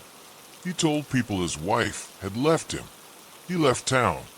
Years later, in 2002, in Richmond, California, a man calling himself Gordon Jensen was working as a handyman at an RV park. He had a 5-year-old daughter named Lisa. He was strange. He was abusive. The neighbors were concerned. Then, in a moment that would change everything, he abandoned the little girl. He drove away and left her at the RV park. The police took custody of Lisa. She was placed in foster care. Gordon Jensen was arrested for child abandonment, but when the police ran his fingerprints, they didn't find Gordon Jensen. They found a man who had been arrested previously under the name Curtis Kimball. And before that, Larry Vanner. And before that, Jerry Mockerman. He was a cipher, a man with no true name. A DNA test was done on the man and the little girl, Lisa, to confirm paternity. The result was a shock. He was not her father. He had kidnapped her. This man, this Gordon Jensen, was sentenced to prison for kidnapping. He died in prison in 2010. He took his secrets to the grave. He never told anyone who he really was, or who Lisa really was. It was a tragedy in California, and a mystery in New Hampshire. Two separate dark clouds on opposite sides of the country. But the world is smaller than we think, and justice has a way of finding connections in the chaos. In 2015, a San Bernardino County deputy was looking into the case of Lisa, who was now a grown woman. She still didn't know who she was. She wanted to know her real name. The deputy reached out to a genetic genealogist, a pioneer named Dr. Barbara Ray Venter. Genetic genealogy is the science of using DNA databases, like Ancestry or 23andMe, to find relatives. It looks for cousins, second cousins, distant matches that can build a family tree backward to find a lost identity. Dr. Ray Venter took the DNA of the man who called himself Gordon Jensen. She built a tree. She spent thousands of hours combing through census records, obituaries, and birth certificates. And finally, she found him. The man who died in prison was not Gordon Jensen. He was not Bob Evans. His real name was Terry Petter Rasmussen. He was born in Colorado. He was a veteran of the U.S. Navy. He had a family in the 70s. And then he had dropped off the map. Terry Petter Rasmussen was a serial killer, but the police didn't know the extent of it yet. Once they knew his real name, they could track his movements. They traced Terry Petter Rasmussen to New Hampshire in the late 70s and early 80s. They found records that he worked as an electrician, that he went by the name Bob Evans. And then the connection snapped into place like a thunderclap. Bob Evans lived in Allenstown, New Hampshire. He lived 1 mile from Bear Brook State Park. He worked for the man who owned the store that burned down. The New Hampshire police tested the DNA of the middle child found in the barrel, the one who was not related to the woman. They compared it to Terry Petter Rasmussen's DNA. The result was a match. The middle child was his daughter. The monster who had died in a California prison was the man who had stuffed his own daughter and 3 other people into barrels in the woods of New Hampshire. The revelation was seismic. It solved the who of the killer, but it still didn't solve the who of the victims. Who was the woman? Who were the other 2 girls? Who was the mother of Rasmussen's child? The answer lay in the same genetic genealogy that had identified the killer. Dr. Ray Venter and a team of dedicated amateur sleuths and librarians began to work on the DNA of the woman in the barrel. It was harder work. The DNA was degraded. The family tree was complicated. They searched for missing women from the late 70s. They looked for families who had lost touch with a daughter and never heard from her again. In 2019, 34 years after the first barrel was found, they found a family in California. A family who had been looking for their sister since Thanksgiving of 1978. Her name was Marlies Elizabeth Honeychurch. Marlies was 24 years old when she disappeared. She was a beautiful young woman with a turbulent life. She had gotten into an argument with her mother on Thanksgiving Day in La Puente, California. She left the house with her 2 daughters. She introduced her family to her new boyfriend, a man she called Ras. That was the last time her family ever saw her. Ras was Terry Petter Rasmussen. The pieces fell into place with devastating clarity. The woman in the barrel was Marlies Honeychurch. The oldest child was her daughter, Marie Elizabeth Vaughn, age 6. The youngest child was her daughter, Sarah Lynn McQuarters, age 1. Rasmussen had charmed Marlies. He had lured her away from her family in California. He had brought them across the country to the deep woods of New Hampshire, isolating them, cutting off their ties to the world. He lived with them as Bob Evans. And then, sometime around 1980 or 1981, he killed them all. He beat them to death. He wrapped them in plastic. He put them in the barrels. But what about the 3rd child? The middle child, who was Rasmussen's own daughter. The investigators realized that Marlies was not her mother. Rasmussen had abducted another woman before Marlies. He had a child with her, and that woman is likely dead, buried somewhere else, still unknown. The middle child has never been identified by name. We know her DNA. We know her father was a monster, but her mother remains a mystery, and her name remains lost. She is simply known as Rasmussen's daughter. The solving of the Bear Brook murders is a triumph of science and persistence, but it is a tragedy of human nature. It reveals the terrifying ability of a predator to reshape his reality. Terry Rasmussen lived for decades after these murders. He walked among us. He worked jobs. He drank in bars. He dated women. He was a chameleon who could mimic human behavior while lacking a human soul. He is suspected of other murders. He is the prime suspect in the disappearance of Denise Bowden, another girlfriend who vanished from New Hampshire in 1981. Her body has never been found. Rasmussen died without ever facing a judge for the Bear Brook crimes. He escaped the handcuffs of law, but he could not escape the truth of history. Today, if you visit the St. John the Baptist Cemetery in Allenstown, New Hampshire, you will see a new headstone. For 30 years, it was just a marker for Jane Doe. Now it bears the names Marlies Elizabeth Honeychurch, Marie Elizabeth Vaughn, Sarah Lynn McWaters, and beneath them, a line for the unidentified child who rests with them. They are no longer trash in the woods. They are no longer ghosts. They are people. They have been returned to their family, returned to the record of humanity. The woods of Bear Brook are quiet now. The barrels are gone. The underbrush has grown back, covering the scars in the earth. But the story remains. It is a reminder that everyone matters.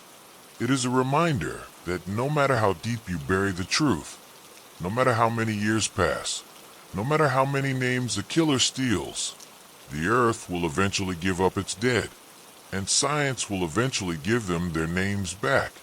As the wind blows through the pines tonight, carrying the scent of the coming winter, we can find some small peace in knowing that Marlies and her girls are no longer lost in the dark. They are known. They are remembered. And the monster who put them there has been unmasked for the world to see. Seattle, Washington, is a city defined by gray. It is a city of clouds, of concrete, and of the steel blue waters of the Puget Sound. It is a place where nature and technology collide, where the towering evergreens of the Pacific Northwest stand in the shadow of the glass monoliths of Amazon and Microsoft. It is a city of intellect, a hub for the smartest minds in the world, engineers, coders, data scientists, people who see the world not as a collection of chaotic events, but as a series of algorithms to be solved. But intelligence is not synonymous with morality. In fact, history has shown us that the most terrifying predators are not the ones who act on impulse, fueled by rage or passion. The most terrifying predators are the ones who can do the math, the ones who can look at a human life and calculate the exact probability of its end. In the winter of 2019, the city of Seattle became the chessboard for such a mind. A killer who did not use guns or knives or poisons. A killer whose weapon was entropy. A killer who understood that if you push a single domino in the right place, at the right time, you can bring down an entire skyscraper without ever touching it. This is the story of a series of deaths that look like accidents, and the one detective who looked at the chaos and saw a pattern. The story begins on a Tuesday morning in November. The rain was falling in sheets, washing the grime off the streets of downtown Seattle. In a penthouse apartment overlooking the Space Needle, Arthur Sterling woke up at 6 a.m., just as he did every day. Sterling was a tech mogul, a man who had made his fortune in cloud computing. He was 55, fit, and obsessed with optimization. His home was a marvel of the Internet of Things. Everything was connected: the lights, the locks, the thermostat, the coffee maker. It was a smart home, designed to anticipate his every need. On this particular morning, Sterling went to his home gym for his daily run on the treadmill. He was a creature of habit. He put on his headphones, set the treadmill to a steep incline, and began to run.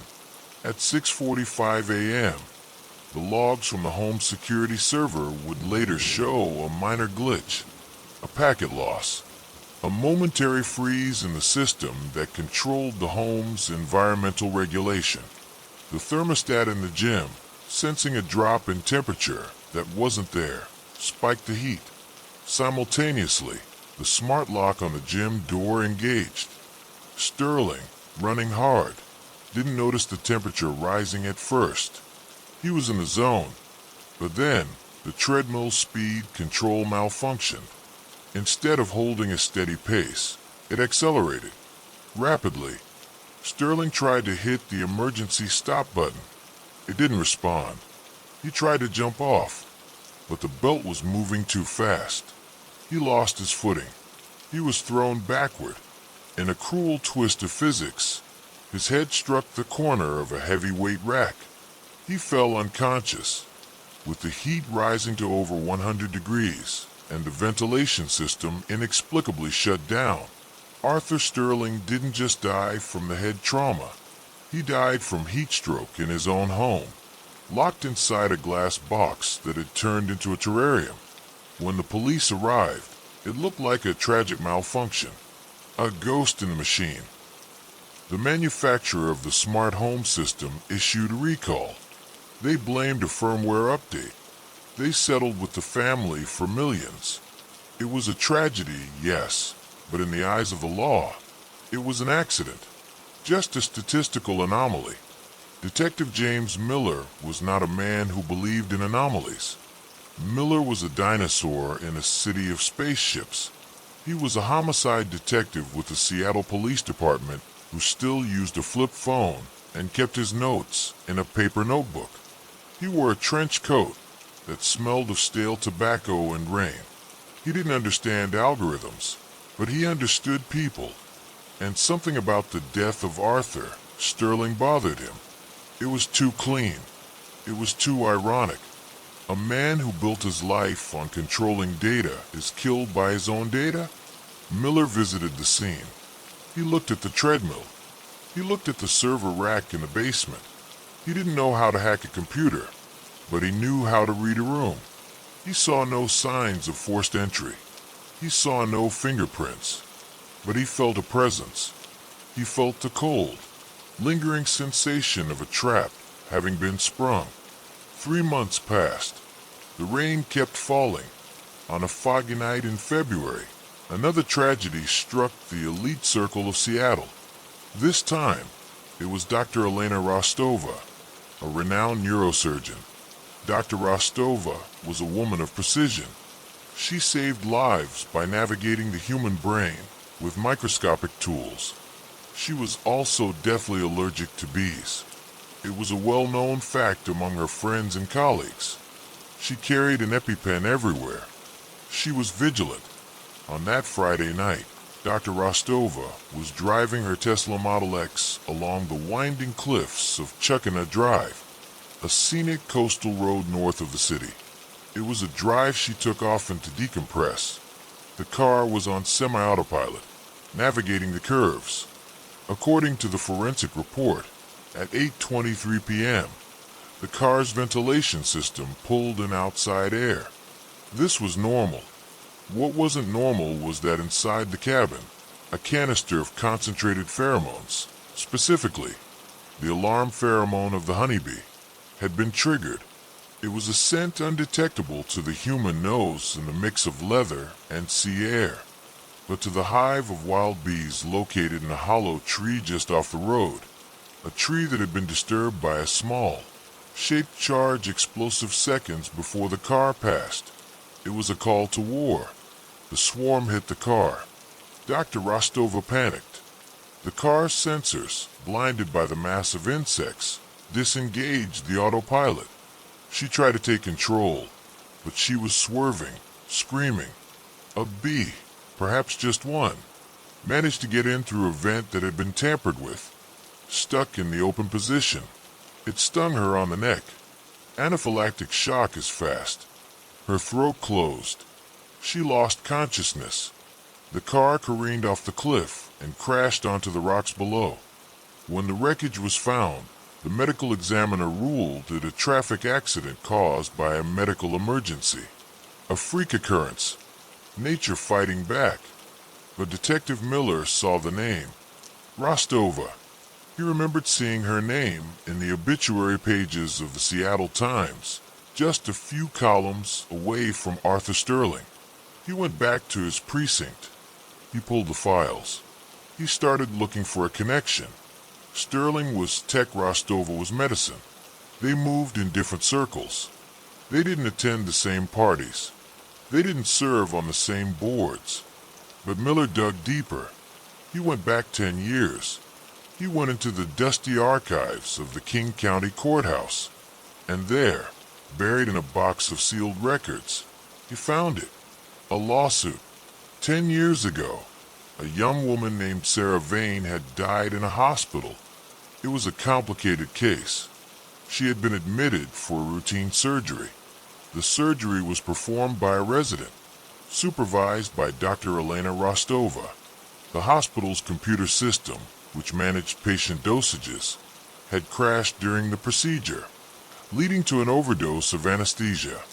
The software for that system was provided by a company owned by Arthur Sterling, the husband of the woman. A man named Professor Julian Vane had sued.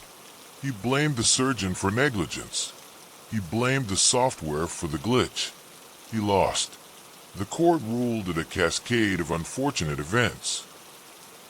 A statistical improbability. No one was held liable. The surgeon kept her license.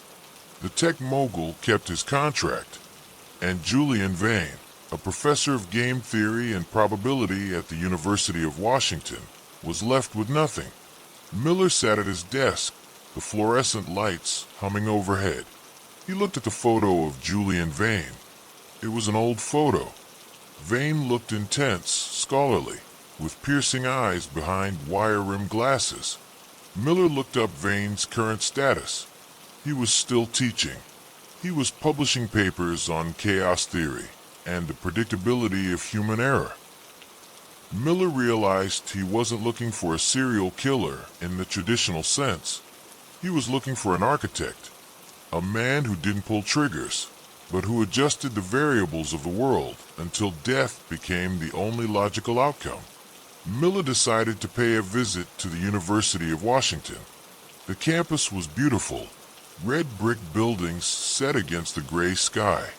He found Professor Vane in his office. The room was sparse. No photos of family, just a whiteboard covered in equations that looked like hieroglyphics. Julian Vane was younger than Miller expected, maybe late 40s, but he moved with the stillness of an old man. He invited Miller in. He offered him tea. "Detective," Vane said, his voice calm, melodic. "To what do I owe the pleasure? I assume this isn't about a parking ticket." Miller played it dumb. The Columbo tactic. "Just looking into some old cases, Professor. Tragic accidents. Arthur Sterling. Elena Rostova. I saw your name came up in a file from years ago." Vane didn't flinch. He took a sip of tea. "Ah, the titans of industry and medicine. Yes, I heard of their passing. Entropy comes for us all, Detective. The universe tends toward disorder. Sterling built a fortress of order and died in it. Rostova fought death and was taken by a bug. There's a certain poetic symmetry to it, don't you think?" Miller felt a chill go down his spine. This was a confession wrapped in a lecture. "Symmetry," Miller said. "That's a math term, right? Like things balancing out." "Precisely," Vane smiled. "Newton's third law. For every action, there is an equal and opposite reaction. Sometimes the reaction is immediate. Sometimes it takes 10 years, but the equation always balances." Miller left the office knowing two things. 1. Julian Vane killed them. 2. He would never be able to prove it, not with handcuffs and fingerprints. Vane hadn't been in the house. He hadn't been in the car. He had used the world as his weapon. The investigation turned into a chess match. Miller put a tail on Vane. He watched him go to the library, the grocery store, the park. Vane did nothing illegal. He didn't buy guns. He didn't buy poisons. He bought graph paper. He bought coding books. Miller brought in the FBI Cyber Division. They swept Sterling's smart home logs again. They found something the first team missed. A single line of code buried deep in the kernel that instructed the system to ignore the temperature sensors if a specific playlist was playing on Spotify. The playlist was Vane's public playlist. It was a signature, a digital fingerprint left for anyone smart enough to find it. But it wasn't enough for a warrant. A playlist isn't a murder weapon. Then, Miller found the third target. In the lawsuit files, there was a third name. The judge who had dismissed the case. Judge Franklin Holloway. He was now retired, living in a secluded cabin near Mount Rainier. He was an avid hunter. Miller panicked. If Vane was balancing the equation, Holloway was the final variable.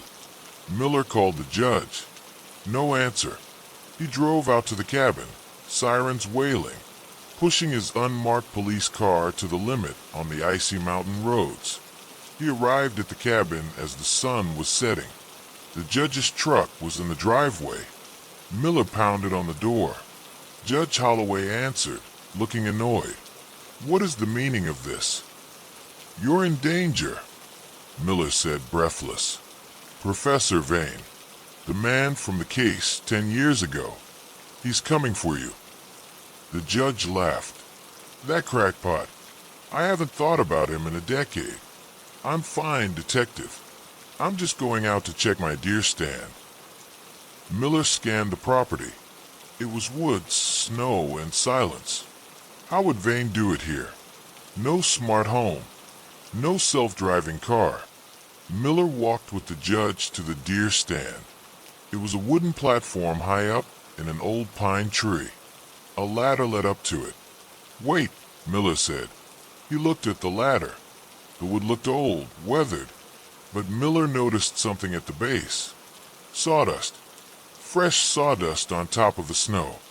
He knelt down. The rungs of the ladder had been tampered with. Not cut through, but weakened. Drilled from the inside out with a micro drill. Invisible to the naked eye unless you were looking for it. If a man of the judge's weight stepped on the third rung, it would snap. He would fall 20 feet. He would likely land on the pile of jagged rocks that had been cleared from the path and piled neatly at the base of the tree. It was a deadfall trap. Primitive, yet mathematically precise. Miller looked into the woods. He saw nothing, but he knew Vane was there, or had been there. "Don't climb that," Miller ordered. He saved the judge. The pattern was broken, or so he thought. The moment Miller stopped the judge from climbing the ladder, his phone rang. It was an unknown number. "Detective Miller," the voice said. It was Vane. Calm. Collected. "We found the ladder, Vane." "It's over," Miller said. "I have forensics coming. We'll find your DNA on the drill holes. We'll find a footprint." "You are thinking linearly, Detective," Vane said. "You think stopping the event stops the outcome, but you forget the chaos theory. By intervening, you have introduced a new variable. You have placed yourself in the equation." "What does that mean?" Miller asked, looking around the dark woods. "It means," Vane whispered, "that the trap wasn't for the judge. The judge was the bait. The trap was for the rescuer." A sound echoed through the valley. A crack. Not a gunshot. A cracking of wood. It wasn't the ladder. It was the tree itself. Miller looked up. The massive pine tree, which the deer stand was attached to, was leaning. Vane hadn't just weakened the ladder. He had spent weeks weakening the root system of the tree using a precise application of corrosive acid, calculating the wind speed of the coming storm, calculating the weight of 2 men standing at the base. "Run!" Miller screamed, shoving the judge. The tree groaned, a sound like a dying giant, and came crashing down. Miller dove. The trunk slammed into the earth with the force of a bomb. Branches whipped him, tearing his coat, cutting his face. The impact shook the ground. Silence returned to the mountain. Miller lay in the snow, gasping for air. He was alive. The main trunk had missed him by inches. The judge was alive, cowering near his truck. Vane had missed. The math was off. The wind had shifted. The human element, the adrenaline-fueled dive, was the one variable Vane couldn't calculate.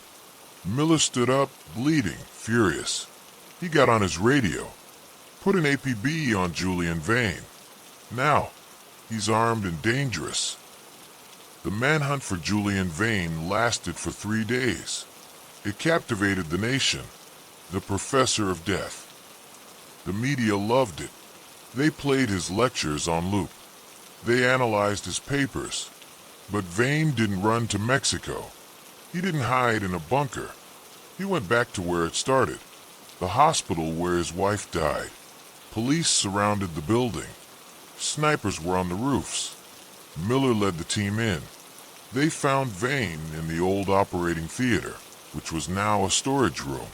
He was sitting in a chair, facing the empty space where the operating table used to be. He wasn't holding a hostage. He wasn't holding a detonator. He was holding a notebook. Miller entered the room, gun drawn. "Hands where I can see them, Vane." Vane looked up. He looked tired. The arrogance was gone, replaced by a profound, hollow sadness. "I missed," Vane said softly. "The tree. I calculated the wind shear perfectly, but I didn't account for the soil density change due to the frost last night. A 2% deviation." "It's over, Julian," Miller said, lowering his gun slightly.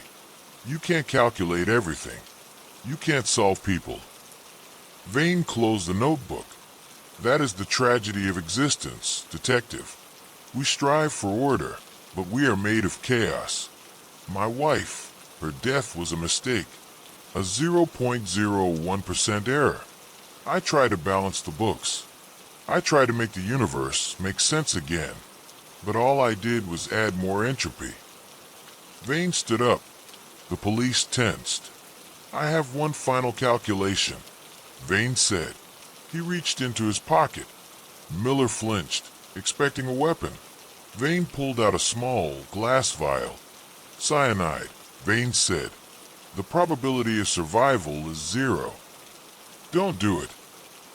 Miller shouted, rushing forward. But Vane was fast. He uncorked the vial and swallowed the liquid in one motion. He collapsed instantly. Miller caught him before he hit the floor. He held the dying man, the genius who had turned grief into a weapon. Vane looked at Miller with fading eyes. "The equation is null." And then he was gone. The aftermath of the probability killer case changed Seattle. Laws were passed regarding smart home security.